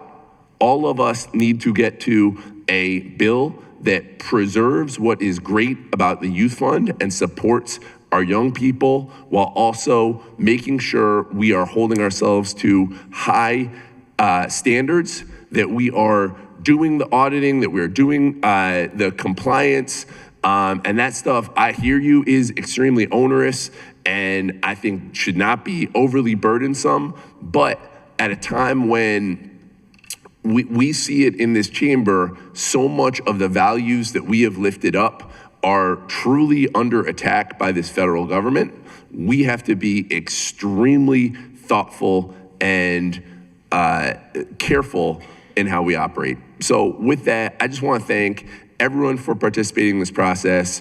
It really has been a joy to get to sit here and listen to folks that have been given grants, that are on the board, that are engaged in one way or another with this work. I do believe we will get this right collectively. And again, I thank the bill sponsor and the chair because I think they really have been seeking to be judicious and thoughtful about this process. Thank you, Mr. Chair. Thank you, Mr. President. As was alluded to a little bit earlier, we are not taking a vote on this bill today. There are a number of amendments that we will be looking through at a working and voting session at a later time. But for us, it was most important to hear directly from grant recipients, from folks who are doing this work on a daily basis, so we do appreciate it. I do see that we're joined by the mayor's office. I am going to have the bill sponsor make a few final comments, but is there anything that the mayor's office would like to share at this point? Not necessarily, Mr. Chair. I think that, we appreciate the councilman's willingness to obviously have the meeting with the board and the meeting with the grantees, and we look forward to continuing to work through this process. Thank you, and Vice Chair Parker. Thank you very much, Mr. Chair. Thank you to our chairperson and our council president for saying some of the things that I'd like to say, and so that's fantastic because we're of a similar mind and a similar attitude here. I think my most important thanks today is thanks to everybody for sharing your individual stories. Thanks for sharing the stories of the work that you are doing. Thanks for sharing the stories of excellence of your young people, the young people you work with, or of yourselves. In particular, for the young people who came out today for B360, for Marching Elite, and for Mi Espacio, which are all fantastic programs among the dozens, among the more than 100 folks who are funded by this organization. Really appreciate your words and your leadership every day, but especially in this space. I think the most important thing for me is exactly that testimony, as Mr. Marcus shared earlier, and I alluded to as well, your testimony about the impact that the funding and the capacity building and the leadership of BCYF makes every day stands in sharp and important contrast to the harmful, dishonest rhetoric, dialogue, narratives that are told in the media about young people in our communities in Baltimore every day, and especially about this organization, which we know to be unfair. So every opportunity we have to tell stories of real impact, to tell the truth in this place, to lift it up in the majesty or dignity of this place, in this space, and to push back against those lies and that dishonesty, is incredibly powerful. And so I'm really grateful that you all blessed us. And that's true. That's true every time BCYF comes into this chamber. You come armed with that truth and the power of that testimony. And so I'm incredibly grateful for that. I'll close by simply saying, we alluded to at the beginning, Ty Lore from the mayor's office alluded to right now, the council president alluded to it. My understanding is the best legislation is only possible by an iterative process where ideas are put forward, feedback comes back, adjustments are made, feedback comes back, adjustments are made, feedback comes back, adjustments are made. Sometimes the legislative process that's like you sit in your room and you think up all the big thoughts and you have the brilliant ideas and then you defend them and fight for it as long as you can. I have hopefully never been that kind of person, and I'm not trying to be that kind of way now. So I'm incredibly grateful for all the feedback that's come through from the beginning of this process to now, the ways that's reflected in the amendments, all the feedback that came today. I mean, when we talk about public feedback and the opportunity to really share what matters and why, you all gave that to us in abundance, plenty to chew on, and we'll have further opportunities to do that in a gathering with grantees and a gathering with the board in the very near future. Thank you all so much. All right. Thank you, Mr. Vice Chair. Thank you for members of the committee. Thank you to members of the public for being here, taking time out of your day. We really do appreciate you being here. So with that, we are going to stand adjourned. Have happy, safe travels and a happy and blessed holiday. All the best to you. Take care.